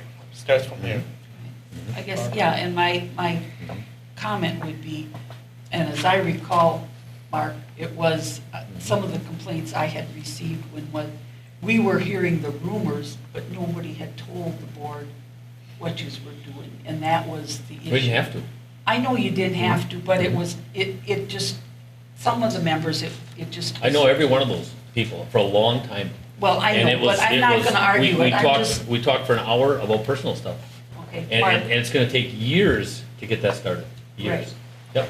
Yep. But, Some of can I- my proudest moments are sitting at the Safer Board when Wally and I are there, and Keith Leghan and Al and Jim, and to see Jessica and Jen and Keith there with Gayleen and with the finance department there, and just to watch some of that action go back and forth. They're popping answers. Mountain Finances, I don't know her name, who? Nicole. Nicole is answering, and boom, boom, boom, boom, boom. It's just firing. And nobody's saying who's next, my turn, whoop, whoop, whoop, whoop, whoop, whoop. They're all just adding to the conversation. And I'm telling you, I got goosebumps right now just thinking about it. It's pretty cool. It's a very neat thing. Chief, can I finish what Mhm. can I finish my? Oh, sorry. Mark cut me off here. But I think as a board, I would recommend, as he had said, that we do a formal thing to get something going from the board, to get staff, to get some of the board members. I mean, I think board members are going to have to work somewhat, in with this. But both Safer and Everest Metro actually got going because staff got together. It wasn't, they kept the politics out of it. And they went, and then they did meet after, they couldn't just, they met with like the administrator, I'm trying to think, did we have administrator when Metro was? I want to say no, but later on we did. But with Safer we did. But I mean, yes, they did work with, after a while, some of the board members or whatever, and then they brought it back to the board, to talk about what they thought about, whatever. But we found, I think that it works much better if you let staff and the politics are out of it. Yeah, but to Mark's point, and I agree, the trustees, the elected officials have to be on board. Well, yeah, There's absolutely nothing wrong with you reaching out and No. talking to them about departments, because you at least have to have the conversations with the elected officials and say, are you open to this? And then, yes, staff should drive it, and they should work at the department head level and start trying to lay this out. And you're right, that's what it takes to make it work. Right. That's why the Rothschild one, it was elected officials drove it and staff didn't, and that's where it failed. But there's nothing wrong with any of the trustees. We come together as a board, we have agenda items, and we make decisions. In this case, we can give some direction to staff. But there's nothing wrong with us talking to our neighbors and exploring it and working out the relationship. So we actually have, we know our counterparts in our neighboring communities. We have good discussions, we have dialogue, that's where it starts. We gotta build that level of trust, because it hasn't been good over the years. There has been, that's been said in this meeting. There's been, we've had former elected officials that talk bad about other communities. That can't happen. So, yeah, there's absolutely nothing wrong with you reaching out and talking to county administrators or people from Rossville. There's nothing wrong with Mark and I reaching out with talking to people from Rossville and Schofield. That's what we should be doing. That's why we're here. We're here to serve. And if we can provide a better service for the community because we want to work with our neighbors, well then, doggone it, that's what we should be doing. Well, I've had a conversation for a long time with George Peterson over Safer, so if you want to start out with him again, I've had more conversations getting him to be interested in joining Safer. Can I have one? Keith had his hand up. Absolutely. Oh, I just go got ahead. one comment. I Yeah. think we got off the subject Yeah. here. We're talking about the 2020 budget. Yeah. Now we're I know. talking about stuff that in the future, 10 years out. future Yep. budgets, but has nothing to do with Yep. our 2020 Okay, budget. sorry, So- Nick, we sidetracked a little so I bit. think we gotta get back That is the on next agenda our item, we current kind budget. of, we melded the two. Yeah. All right. So I think it was good to have the conversation, at least, topically, before we dig into the budget. So I guess, Jessica, you laid out several options here. You want to kind of highlight those?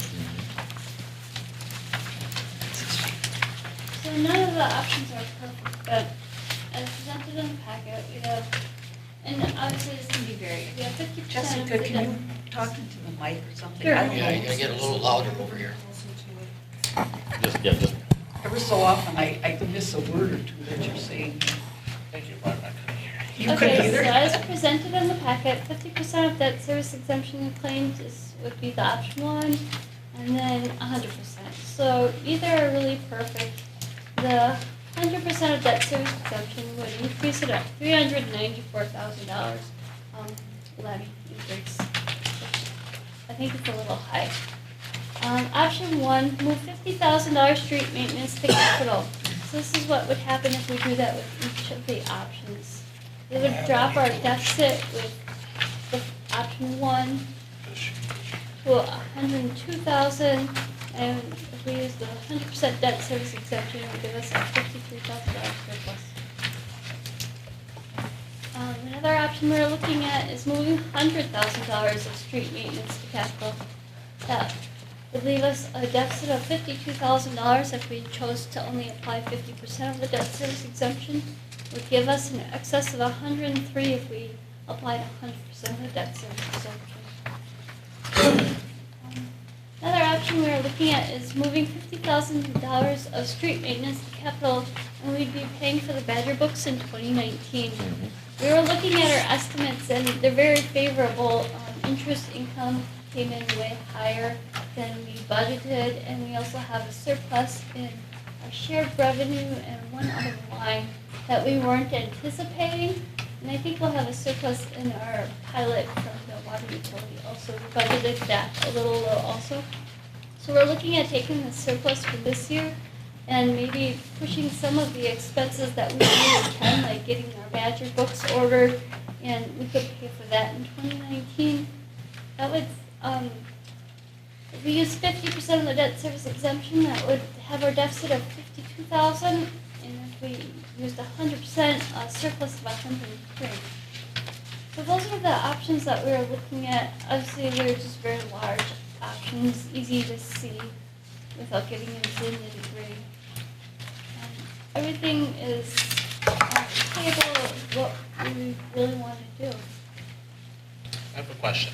Yeah. Can you clarify to me the purchasing of Badger books? I just kind of refreshing my memory on this. Okay, so the Badger books are budgeted in the year 2020, and that is something that we could take out of the 2020 budget and buy this year. I guess that's why it would be a cost savings in the 2020 budget.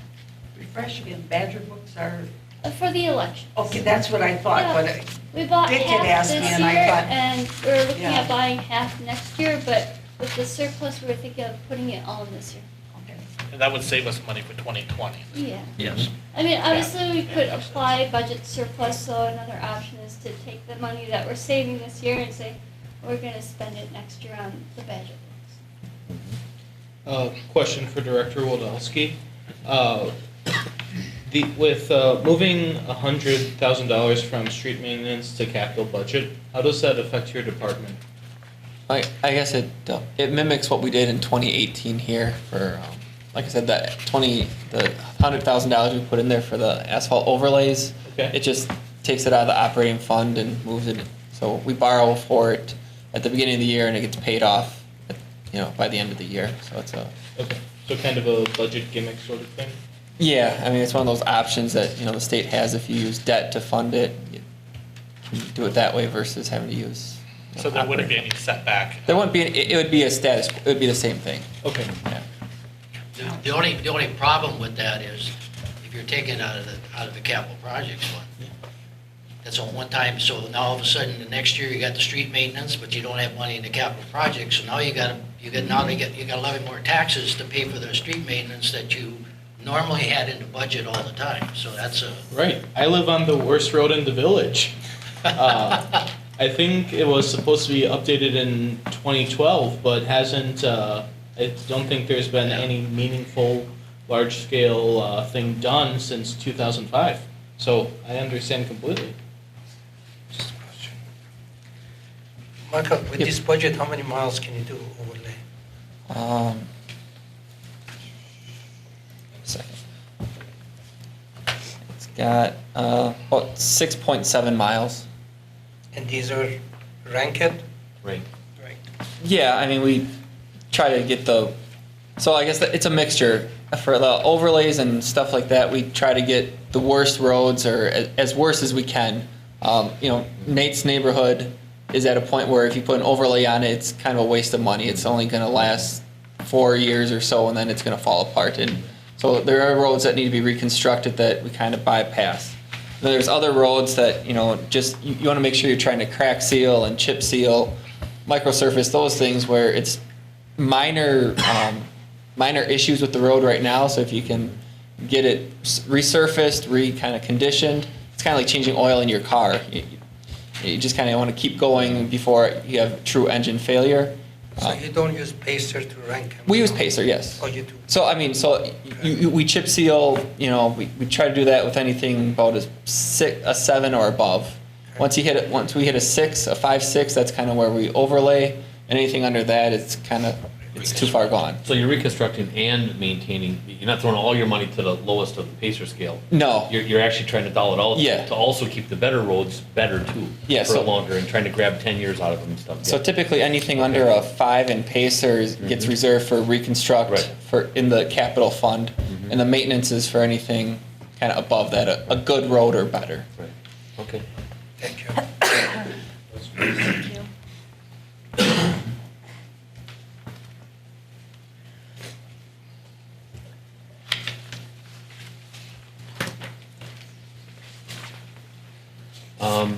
This is information only tonight, right? Yes. Okay. Do you have any initial thoughts or directions that you want to looking at other We're looking things? for ideas, Mhm. direction.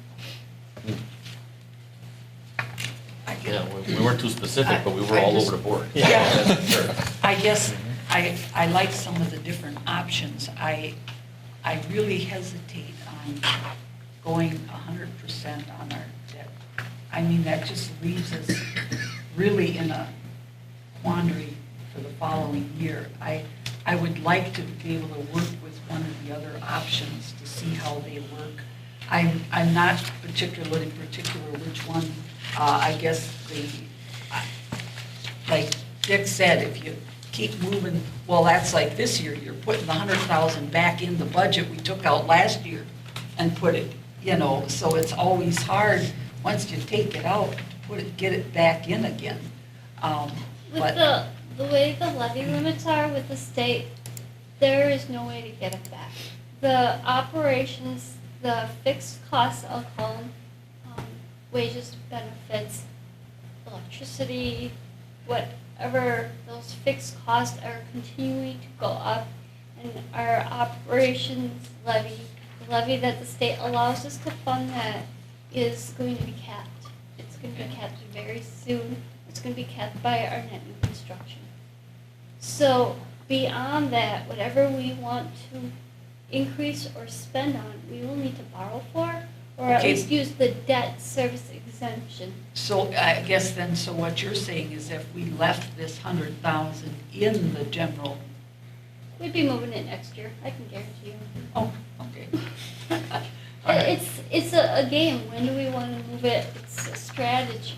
Okay, now, and you say we're just doing it for 1 year, so we're not, We're We're gonna be not- borrowing again next year for, well, I know, but you're doing the overlay this year, and we're borrowing for it, but we're paying it off the same year. that is an option that we can do. Last year, we had it all wrapped up in our note, so our 10-year note. I think eventually what we're gonna be looking at doing is exactly what we said, is having a certain number of one-time items that we will be borrowing for and paying it back in the next year. Okay, And then we will have our normal CIP plan, which will include everything 10 years plus. okay, well, my concern was if you've got overlay and we borrow and we don't pay it back for how many years, and then we do that again, you know, the overlay is wore out before we pay it off. And so I like the idea of the fact that we're paying it, you know, the next, same year we borrow it, so, yeah, all right. Jessica, these options you gave us, that's all operational, and you separated capital out of that? Yes, we don't have any capital So- options that we are looking at. I guess what in specific are you looking at? Well, I mean, you've got different options, you're moving money to capital. My question is, so is, for EMPD and SAFER, is the budget increases that you have in there, does that include capital? Not for EMPD, I already moved it. I Okay. moved the squad cars. Safer never, their capital's already out. I know, I guess it's, I think it's important for the board to see capital expenditures for, We were gonna The look at that departments with too. the CIP program, we didn't get anything together for the capital projects yet.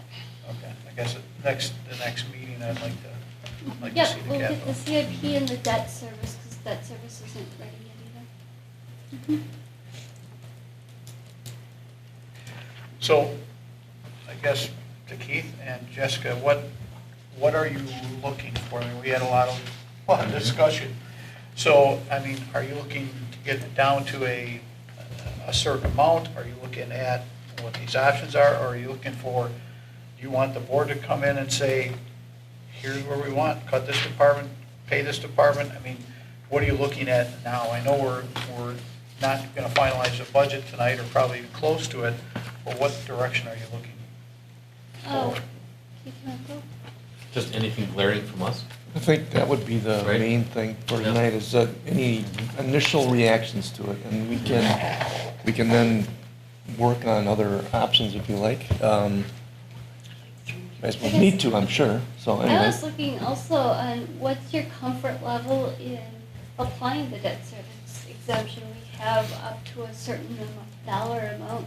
Do we want to try to stay within 1.1 million, or do we want to go up higher than that, closer to the 1.25? I mean, this is our free money, this is money we have to use with whatever we want, but it's capped at 1.2, and we're not using it all right now. So we have a little bit of flexibility for, But if we use it all this year, what is the impact to next year? next year.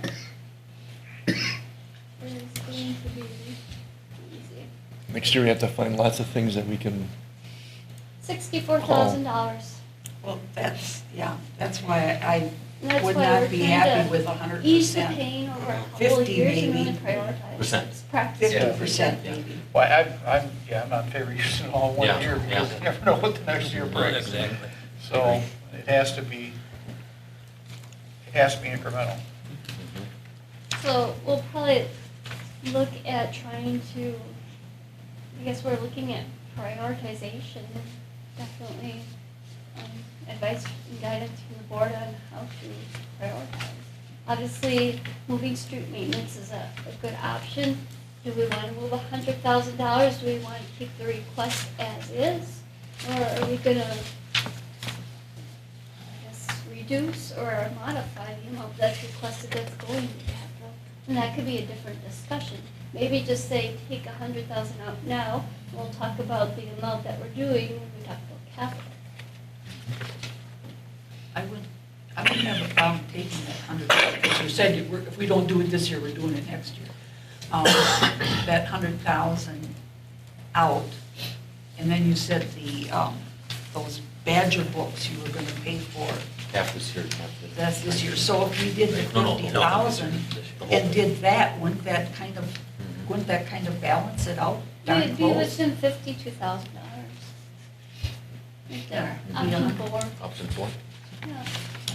Which means what, that we'd be taking 52,000 of debt service exemption? No, we would be looking, if we use 50% of debt service exemption, we'd still be looking to cut $52,000 or funding that $52,000 with debt service exemption going above the 50%. We're applying budgets. Oh, yeah, another option we're really looking at, can't get a really good handle on it yet, but we're looking at our budget surplus for this year. We're definitely gonna have some, as I said, we had some good revenue numbers coming in. And also, even though we had a really tough winter, the expenditures are coming in a little bit below what was budgeted. So, I mean, that's another example. If we want to say $20,000-$30,000 of budget surplus, let's put that towards it. And then we would have a deficit of $22,000. And we can see what we want to do with that. And numbers are Gentle still on coming using in yet. surplus for maintenance, general fund maintenance, just, not one-shot items. So what are the trustees, any parting I'll say my comment, I would like to see the EPD budget, which is only 3.27, approved where it's at, and which includes the additional officer moving the squad to capital. Safer is unfortunately really low, but the town of Remote knows are already said 6%. I realize this year is a nasty anomaly, but it has to get righted somewhere, and It's a correction. Yeah. yeah, it has to get corrected to where we're accurate, and hopefully, so I would like to see those two remain intact where they're at those respective increases. Those are my comments. Excuse me. Boucher? Question for Chief. If we agree with this number, what you have in here, at what level service going to be? You're not gonna see much. You're one officer. I would have to hire 6 to get one more on the road 24/7. How long is it going to take you to bring it to that level? 6 years. And how much money? That's not up to me. Well, I know it's not up to you, but you got to give us the budget. Hey, I need $2 million to bring it to that level.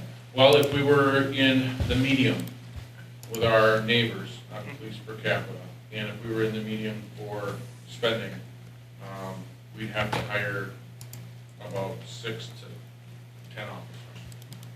That's $100,000 estimated for an officer. Yeah, if you're looking at this year's different two budgets, it's about $80,000 to add an officer. The village's portion is around 70, I'm doing the math for this year. But again, this is part of my budget. I also have to go through Schofield. I was just gonna say Schofield has, Well, That's a bigger challenge. that was than my is follow-up question, because here. this is our budget. How much of this is Schofield going to cover, or they have their own separate no. additional to this? Well, the formula, the way I have my, if you'd like me to go in a little bit of the budget, what I proposed, I can. Yes, Okay, so. please. For you, those of you that don't know, there's 7 funding formulas that are used each year to determine the allotted money per municipality. The town of Weston has been capped since, I think, 2014 or 15, and they pay $115,000. So Right. when we run all 3 municipalities through the funding formula, town of Weston stays about around there, but if there's %, here and there, that shows they need to pay more, then that percent is then redivided between Schofield and Weston. So there's a couple Right. tenths of percent there. So in looking at adding an officer in my budget, and these are preliminary numbers, there's some things that I need to finalize just yet. There would be an overall budget increase of 5.9%, which is about $200,000, and that's overall from 2019 to 2020. Weston's increase would be about 6.6%, which is around $171,000. And as Jessica had talked about, taking squads, their percentage, Weston's percentage of the capital for squads, and moving that into the debt service would cut that number in half. Same amount of money would come to EMPD's, $171,000, but half of that roughly would be paid by debt. In that increase, Schofield is looking at around a $28,000 increase. Without adding an officer, Schofield is 11. Without adding an officer for Weston, it's around 100,000. So there's about a $70,000 increase for Weston in adding an officer, and a little bit more than a $10,000 increase for Schofield. But yes, I'm fighting the same challenges as Chief Savage is. Yep. We had the same discussions at Joint Finance, and Schofield's in a tough spot too, so I haven't had a lot of discussions with them on where we go from here. But it's the same discussions every year. The funding formula really works in my opinion. If you look at it historically, it really ebbs and flows with service. I think there has been a tweak. I looked at tweaking some of it a little bit this year. But really, from an operational standpoint, I don't have any capital costs. I really don't. It's almost 80% of my budget is people. So I don't have a lot of equipment. I don't have a lot of overhead. The building's paid for. Our squads get paid for. My big line items are the vehicle capital, which is $110,000. I increased it from 2018 to 2019 to get ahead on some of our equipment. We have big items of equipment that are put in that line item, like our camera systems are almost $7,000. We have our computers are $3,000 with the mounting. Our light bars are $2,000 to $3,000. Our cages, our bumpers, radar units. That adds up quickly, and then you multiply that by 2 each year. We were able to get caught up a little bit last year, and we were fortunate this year to get 3 grants of $4,000 each through BOTS, which is transportation grants. So what I'm doing is purchasing equipment this year under those grants to keep that line item stagnant, because our squads are going up, like everything goes up by about $4,000 a car. So what I'm trying to do is get that equipment, even though I'm going to go over in my line items, it's going to be, you're going to see that offset by the grants in the revenue line. There's some other things that I'm looking at, even though we are mostly people. There's a couple things too that I'm continuing to do to find ways to share services, because that's been clearly the message, and I agree. For instance, Marathon County has started a forensic laboratory. Every investigation that we do now involves cell phones and computers. We take numerous devices, cell phones and computers, at every level of investigation. And there is a lot of technology into this. And there is a lot of technology that takes to get into this. And inside of this is investigators' dream. Things that people put in this in Facebook takes us a long way in prosecution. But the manufacturers continue to increase their security measures, which we need to continue to buy equipment to look into that. That equipment is tens of thousands of dollars. We can't do it. Marathon County's lab, they have over $250,000 worth of equipment and computers to help with these cases, and they have it staffed by 2 full-time lab techs, and one of their detectives is one of the best in the state. Our buy-in to that lab is $2,000. A month? A year. A year? A year. So things like that are a no-brainer. Just to get one piece of software, to look at, this is 15 grand just for the hardware, and a $5,000 a year. It's licensing essentially. So that's off the books for us. So another couple examples. We are also sharing not only with SWAT and drug unit, we also are creating a task force for crowd control. We have 2 people that are in that. With the county, our cost was half covered by a grant. I think our cost was $300 or $400 for some equipment. We couldn't do that on our own. We are having a very, very difficult time keeping our 4th clerical position filled. I think we're on number 5 in the last less than 5 years. They keep leaving for better jobs. The people that are good at what they do, in my opinion, can go wherever they want. There just are not any values in working hard anymore. And so you either have the ones you don't want, or the ones you want, the ones you want, keep going. I'm looking at transcription software. We're in the very beginning phases of that. They've come a long way with that. We essentially have one clerical that types. I'm looking at what that's going to cost, and it's very, very early, but maybe doing some restructuring and getting rid of benefits for a clerical position, since we're shorting that every year, and seeing what we can do with software equipment. Every year, the budget for me, fortunately for financially, it comes in under, but that's because we're lacking in people. We have 2 vacancies right now. 1 vacancy, 1 is on a leave without pay, and our clerical's been here and there and here and there. So that's all of my budget. When we have nobody, when we have a vacancy for months,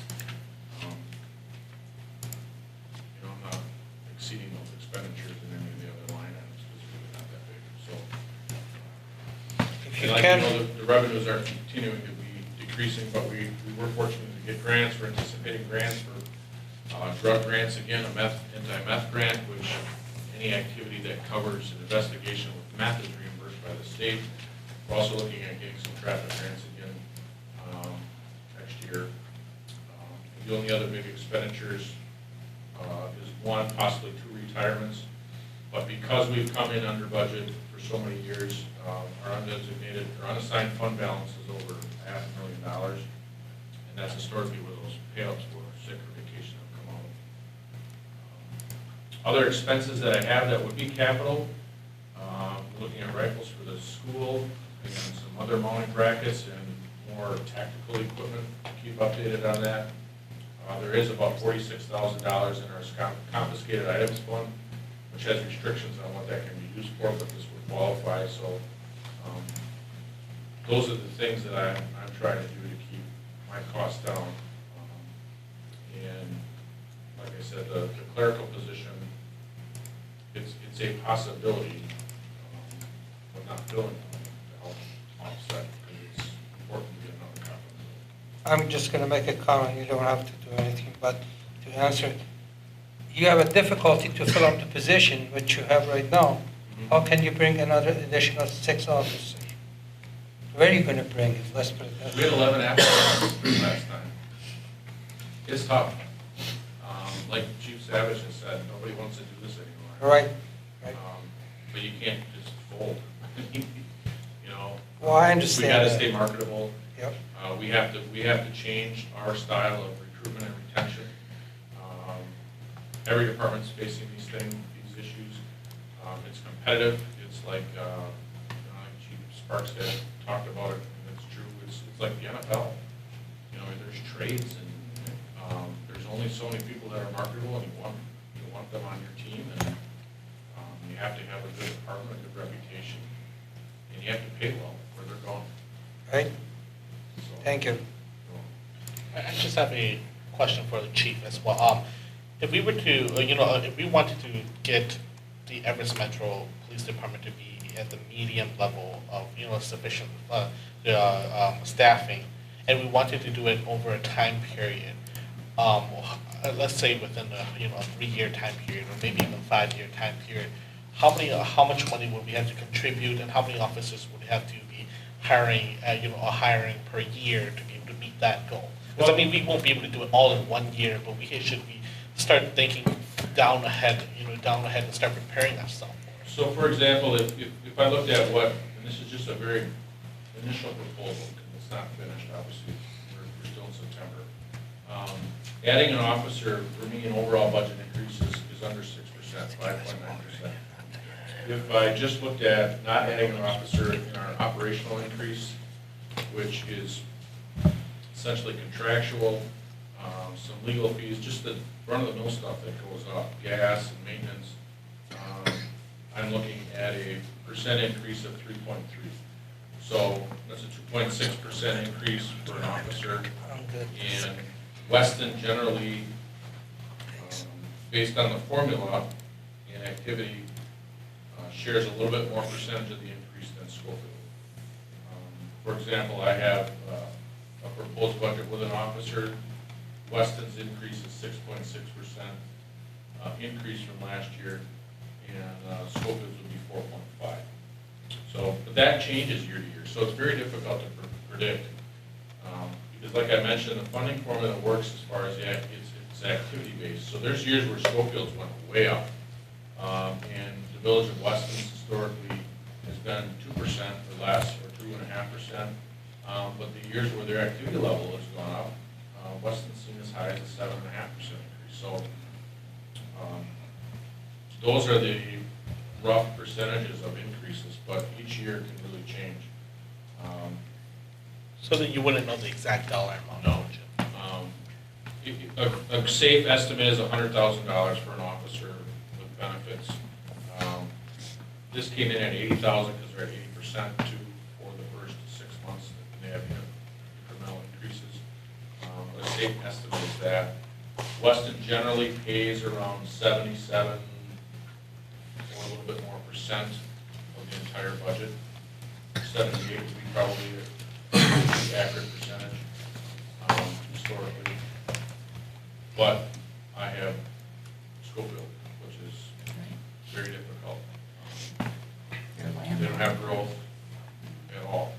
And I think at the last joint finance, when Mayor Hone was talking about it, our increase for growth was around 64,000, something like that, and theirs was about 7,000, that's all they had. So. I don't know where I'm at with them either. They're gonna have the same discussions that are being Maybe had they here. can put the squads in their debt, save 20,000. They have, I don't think their financials, but. Well, that was just a thought, if we could do it, maybe they could do it. Well, at that last joint finance meeting, Schofield really made it clear that they were going to put themselves, or were really going to sacrifice a lot to continue to make this partnership work. And I think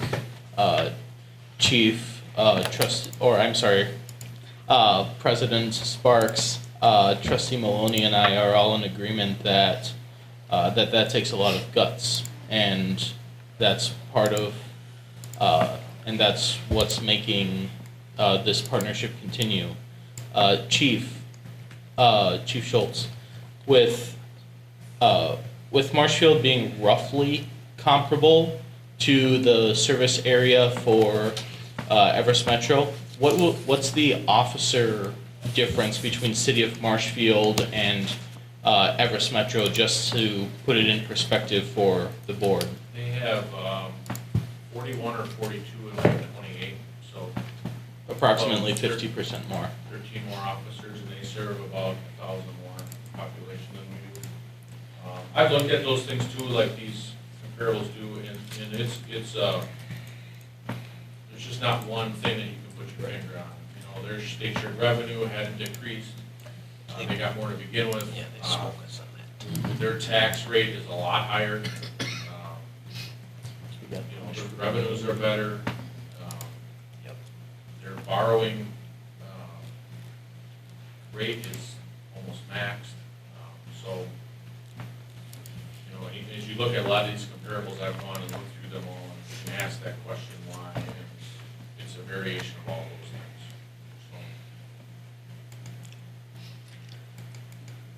John, Yes, sir. got anything to chime in on? Well, Chief kind of just brought up the shared revenue difference, and that's probably the biggest thing that's negatively impacting us. I like the idea of trying to combine some services that we haven't combined yet. And I know the chief's always looking at things he can combine and do with Marathon County, and I think we should do that. And I think whoever's a chair of a committee should be taking the Public Works Director or whomever, just if it was Michael and I, we should be going out and if we have time, talking to the other communities, saying, hey, what do you guys think? It would make sense to have a trustee and a Public Works Director together going out into the communities or whatever our combinations are going to be. So I think we're on the right venue that way. We know we need to get the police and we know we need to get safer, more money. We're not just going to be able to crap it out and figure it out and do it that way. We've got a budget. We got to follow the plan and follow the budget. So we got to work within that. We can't just say one gets it and one doesn't. Because if we've got as many miles of roads and that actually puts us at third on the list, then that changes the whole maintenance perspective, Because when we're thinking that we're spending so much on it, yeah, we're spending a lot on it. Because it costs us more to do everything that we do because we have so dang much territory in the village of Weston. That's just what we have to deal with. So I think we're moving on the right venue. I don't think any decisions are being made tonight, but I think a lot of eyes were open because we know what has to be done. It's going to be up to us as trustees to figure it out. And we need to get on the same page. We can't be fighting with each other about this, that, or the other, or who said what. So let's get out and get talking to the communities. That's my challenge to all the trustees. If you're part of a chair and you got a partner that'll go with you, go in. I'll talk to Mark. Ran up Rib Mountain with him enough, or Granite Peak with him on the run, so I know Mark pretty well. I'll talk to any of those guys. So that's my 2 cents. Thanks, John. All right, any parting comments or direction for staff? I guess my question is, have we given any direction to staff yet? I don't think so. Well, sometimes it's what we haven't said is also direction. So there's nothing really negative, there's nothing really glaring, right? I mean, so kind of getting through this process with not a whole bunch of, hands up. We did say not 100% of Right. that. Yeah, right. That's right. about the only Yep. thing we really said. They take good notes, yeah. I think it's important for the meeting to see the whole picture, including all the capital expenditures. Yeah. I realize we need to understand that, use debt service. I agree we have to use that, but as they stated in the meeting, we can't use all in one shot. It has to be incremental because we're going to face the same challenges coming up, probably the next couple of years. And we're hoping some of our growth that we're working on comes to fruition, but we can't take any of that for granted at this point. I'd like to focus, we brought the operating because they, like I said before, they're two separate pots of money. And once you get up to the 1.25, that is our operating levy. I mean, we will be to where there is no more debt of free money, and what you borrow for is what you're going to need to do your levy for. And traditionally, communities don't borrow for operations, so it's wages, benefits, electricity, all that stuff needs to fit under our cap for our general levy. So that will be our challenge in the future. I did prepare this nice little graph up here. This just really shows that since 2014, our entities really haven't spent much. If you think about it, health insurance our averages for the last few years haven't been one. They've been 2.58. So the fact that we've actually kept it within this, the average of 2.06 for village, 2.9 for Everest, say for as an anomaly, obviously because of the budgeting goals we've had with them, but hoping to get them on track. We haven't increased a lot, and part of that is because of our revenues. We really, this is a graph that shows our revenues since 2010. The blue on the graph is non-tax revenues. As you can see, it continues to drop. In a couple of years, we're going to lose another $93,000. That's going to hurt. That's $93,000 that we are not going to be able to make up by taxing for general operations. That's $93,000. That's for our Rothschild utility payment. During the annexation, there was an agreement that we'd get some of their state revenue that they get from the state for the Weston Power Plant. That is eventually going away. $93,000 is going away. So that number in blue is going to be dropping even more. And this number in red is going to be limited. Because what we can levy for our general fund, except beyond getting a referendum, is going to be capped. So this is a great graph that really shows where we've been and how we've gotten there.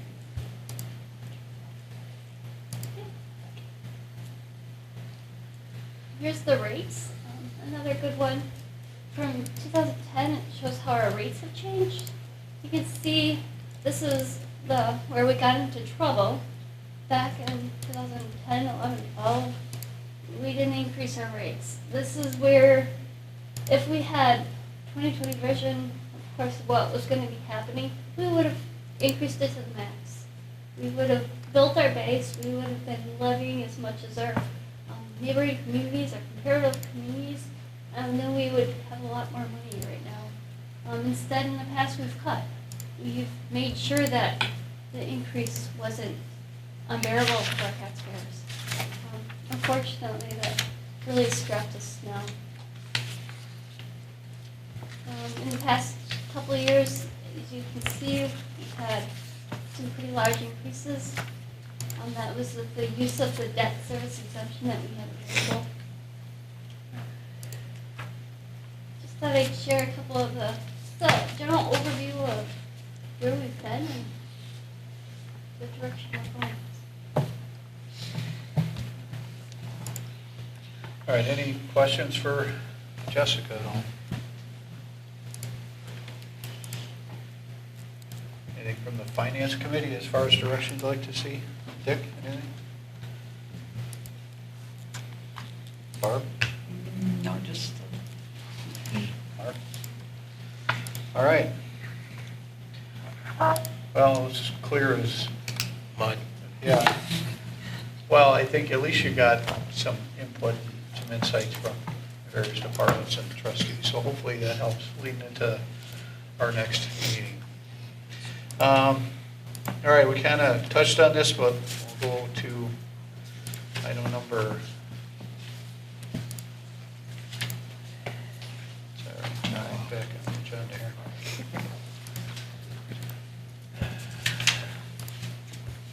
All right, anything further on discussion intergovernmental cooperation opportunities? Do we want to make it a formal motion to actually give direction to the administrator or even staff to begin discussions? I think a consensus on a direction would be good. I would be more than willing to make the motion to direct staff to begin discussions with our local governmental entities to begin discussions regarding possibly consolidating the Department of Public Works and the Department of the Parks and Recreation Department. Second. Motion by Jean, second by Lynette. Penny? On the subject, I guess, I think staff has probably more interaction than maybe the board realizes with neighboring communities on a lot of different things. You know, we're working with Rothschild on a utility project right now, and coordination with staff happens every snowstorm. I think really it would be of benefit to have board members involved in this in terms of introducing it to the other communities, because we can only go so far with it. And if we get if we get resistance from the neighboring community staff, it's not going to go anywhere. I agree. So, Yeah, I agree. so we need to have the support, I think, of other elected officials in the other communities to kind of forward this stuff. In my We need That's a- why I volunteered to Yep. go with Michael. We need a unified front. Would you make it better, we also adding the motion that the chairs of the designated committees also participate with the discussions as well? Well, that's fine from our end. Again, we have to I think it's a matter of us maybe appearing at a board meeting for or a council meeting for the other communities and introducing ourselves and introducing a topic. I think we're talking right now, we're starting to talk, certainly we can continue that, but if we don't have, more of a sense of urgency, if you will, among everybody, and talking about what the benefits are and all those kind of things, we're kind of spinning our wheels, in my opinion. Well, you're right, you may have a snow event, you may have a utility event, but now you're dealing with an issue. And I think the talk needs to be kind of like a Seinfeld episode about nothing. Just getting to learn about each other, just talk to each other. I find a lot of things go over with lunch. Yeah, I've never missed one, and I take a lunch every month or so and just talk, just discuss, just start opening that dialogue. And I think you're right. I think we need to go there. I think we need to be the ones to come across, and we need to go to their meetings. We need to be part of them. I tell you, when Michael and I and Keith and I and Wally, we went to the town board just for Weston. That was a huge eye-opener for me. Good and not so good. But at least I understood, some of the stuff and some of the things that weren't, that they are faced with, so I enjoyed that. I've got another meeting with them in October. They have a towns board association, I think, over there, and that we're gonna be part of, more on a personal side, but I think that's good stuff. It really is. Just opening up the door. Yeah. Yeah, I mean, I guess kind of echoing Keith, I mean, I won't disclose who, but I spoke with a public works director of a neighboring community for about 45 minutes a week or so ago, just bouncing ideas off of each other. Hey, what are you doing? Hey, how are you doing this? I know Dan's been, in communication with several other, between Rothschild, Schofield, Weston, Vasa, Crownwetter. We are talking, a lot of us, or a lot of them, I guess here we got a department of 2 or 3. Right. They're departments of 1, so yeah, they're always, hey, we know you guys tried this product, how does it work? You have this kind of truck, can we go see it?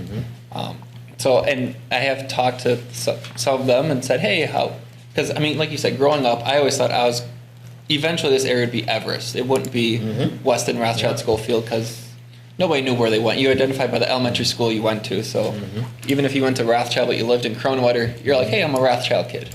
But I think a lot of the times when I've mentioned this to them, they're like, that sounds like a great idea, but my board's never going to go for that. So I think on the staff level, we interact because we kind of have to. But yeah, I think getting that buy-in from the board is where I agree. that's where it needs to kind of come together. I think we'll support it definitely, but Okay, anything else on the question, Barb? No, I guess I agree that it's got to be, staff kind of break, but that there's got to be board members that are involved in it also, or else it goes nowhere. Yeah, it has to work, yeah. You have to get the board members on board, but the staff has to have those conversations and that level of Maybe the trust. whole board at the initial, you gotta kind of, Yeah. but the board has to be behind. Well, I believe that after tonight, I think we're all on the same page. I think Yep, we're on the same page. we're on the same Yep. page. All right, we Good have a stuff. motion and a second. Anything else on the question? All in favor, say aye. Aye. Opposed? Gina had a question. Was the motion being amended at all, or are we leaving it as is? We voted as is. As is, perfect. Okay. And that was just for parks, you said? Oh, no. No, For everything. all the department Everything. directors. Yeah. Well, everything, That's- yeah. The chair committees, Departments okay. that can combine. All right, made her through. Future items, next meeting, Monday, October 7th, which is a regular board meeting. Monday, October 21st, that's a regular finance committee meeting. Number 13, topics for future meetings. But do you want, when's the next budget? When do you want stuff brought back in? Do we want to wait, or do we want it back right away? Guess what's the next step with this budget? So what's your thoughts? How much time do you have? Right. Well, do we have any board meeting that, say, is not a real heavy board meeting?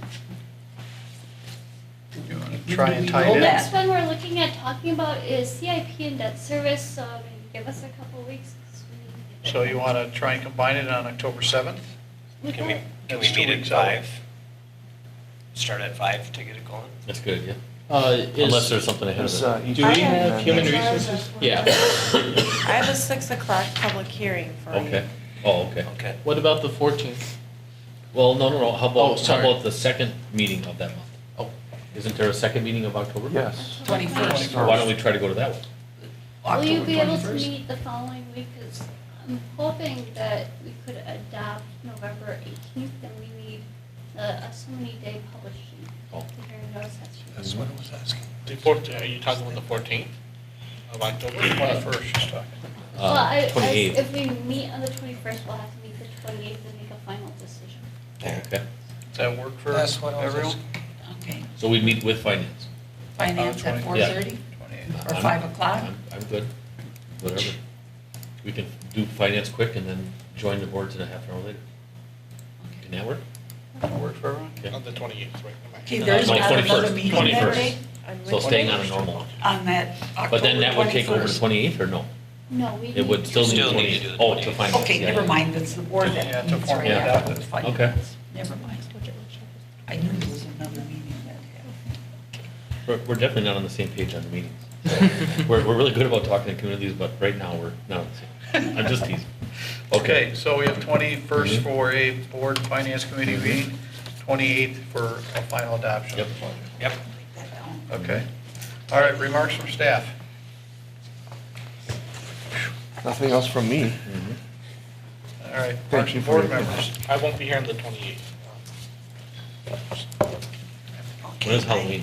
I just have 31st? 30th, right? 31st. one thing. Okay. Halloween, oh, yeah. Can we dress up I this think I week? might wing it. I know that some of you may not remember Christy Shale. Christy passed away Oh, no. on September 15th. I did not know 91 years old. that. Wow. Christy originally worked for the Schofield Police Department. And then in 1962, when the town of Weston founded the Weston Police Department, that was in 1962, they hired Christy as the first police chief. And he served as police chief, he retired in 1985. Christy had many, many talents. He was in antiques and wood crafting, and some of his projects that he did in wood crafting, it was absolutely gorgeous. But yes, his funeral was Thursday, so I just wanted to, I know Thank some you. of you do not know. I did not know that. You know, but Did Christy he- was did- a part of Weston Yeah. for a long, long time. We had a Volvo police car, and I don't know if it went, Yeah. but it was donated by Dave Caston. I always wondered if Christie drove that. I don't think he did, but anyway, it But was I pretty just cool. wanted to share. Yeah, I thank think- you, Barb. I didn't know that. When he donated, somebody made a comment at the meeting, he speaks Swedish. They were talking about the car. He speaks Swedish. Okay, anything else, board members? Nate? So if any of our citizens really want to know why we're in this burden, it's because of laws passed in 2011 and 2012 that really are hurting local communities. And then the second thing is, having seen so many things about vaping in the news, and now Juul is under criminal investigation by the CDC, I wanted to meet with the ADC to talk about ways that we can promote public awareness about vaping and dangers that it causes. There's not much from a regulatory side that the village can do because following the passage of the Clean Indoor Air Act, the state preempted a lot of restricting flavor cartridges or displays, etc. So public information and resolutions to the state is really all we can do. So with President Sparks's permission, I'd like them to be here on November 18th to inform the board and the community at large as to the dangers of vaping and e-cigarettes. Okay, you said what? November 18th. Yeah, I know. What was the group that's coming in? Oh, the ADC with Jenna and Melissa. Yes, Me, ma'am. Randy? Oh, you're talking about alcohol. The Yeah, alcohol or other drug partnership? right, yep, sorry, Okay, wrong acronym. okay, all right. All right, anyone else? Just one question, on the 28th, what time are we meeting? What time is open? Is that's the fourth week, so is that open at 6? There's an indeed. No, we have a Parks meeting at 4:30? Oh, So 6 PM then? 6 would be fine. Right, you? Yes, but I won't be here, so. That's right, you won't be there, yeah. Okay, I couldn't remember if I heard the time or not. Thank you. Do we want to move that if Parks and Rec does not have a meeting, or if there's nothing on there, do you want to move that up? We won't know until we get closer to that. You just have. Or 6 o'clock, fine. Park and Rec. 6 o'clock. You have Park and Rec tonight, 4:30? Yeah. Yeah, they're usually done before 6. We meet once in a while. We'll leave it at 6 o'clock. If they decide there's no agenda item, we can always reach out to board We members. already have some potential agenda items for the meeting, so. Okay, all right, we'll leave it at 6. Okay, announcements? I have an announcement. Sherry? We have a special election that will take place next year. It was announced today that we'll hold a special election on January 27th to fill the seat of the outgoing Representative Duffy. And if there happens to be a primary, that primary will take place December. So there's the possibility that we may have an election at the end of this year that we didn't budget for. And now we need to add another election. We need to fund for another election for next year in the budget, just with the rules we got today. Do we need to participate? Joke, very, very poor attempt at humor. Wow, that was like a bomb. Holy crap. Whoa, fell There hard. was a clerk at one point Yeah, yeah. that forgot to hold the Yeah, election. yeah. I suppose we could maybe get away with it. Really? How did that Oh, happen? man, I will be trying that one again. Everyone's Okay, too tired. for the Board of Trustees, looking for a motion to adjourn? So, second. Motion by Feeny, second by Maloney. All in favor, say aye. Aye. Opposed? Looking for the, so carried. Motion carried. Looking for a motion to adjourn the Finance Committee So moved. by Ermling, second by Yeager. On the discussion, all those in favor say aye. Aye. All those opposed, so carried. Good job.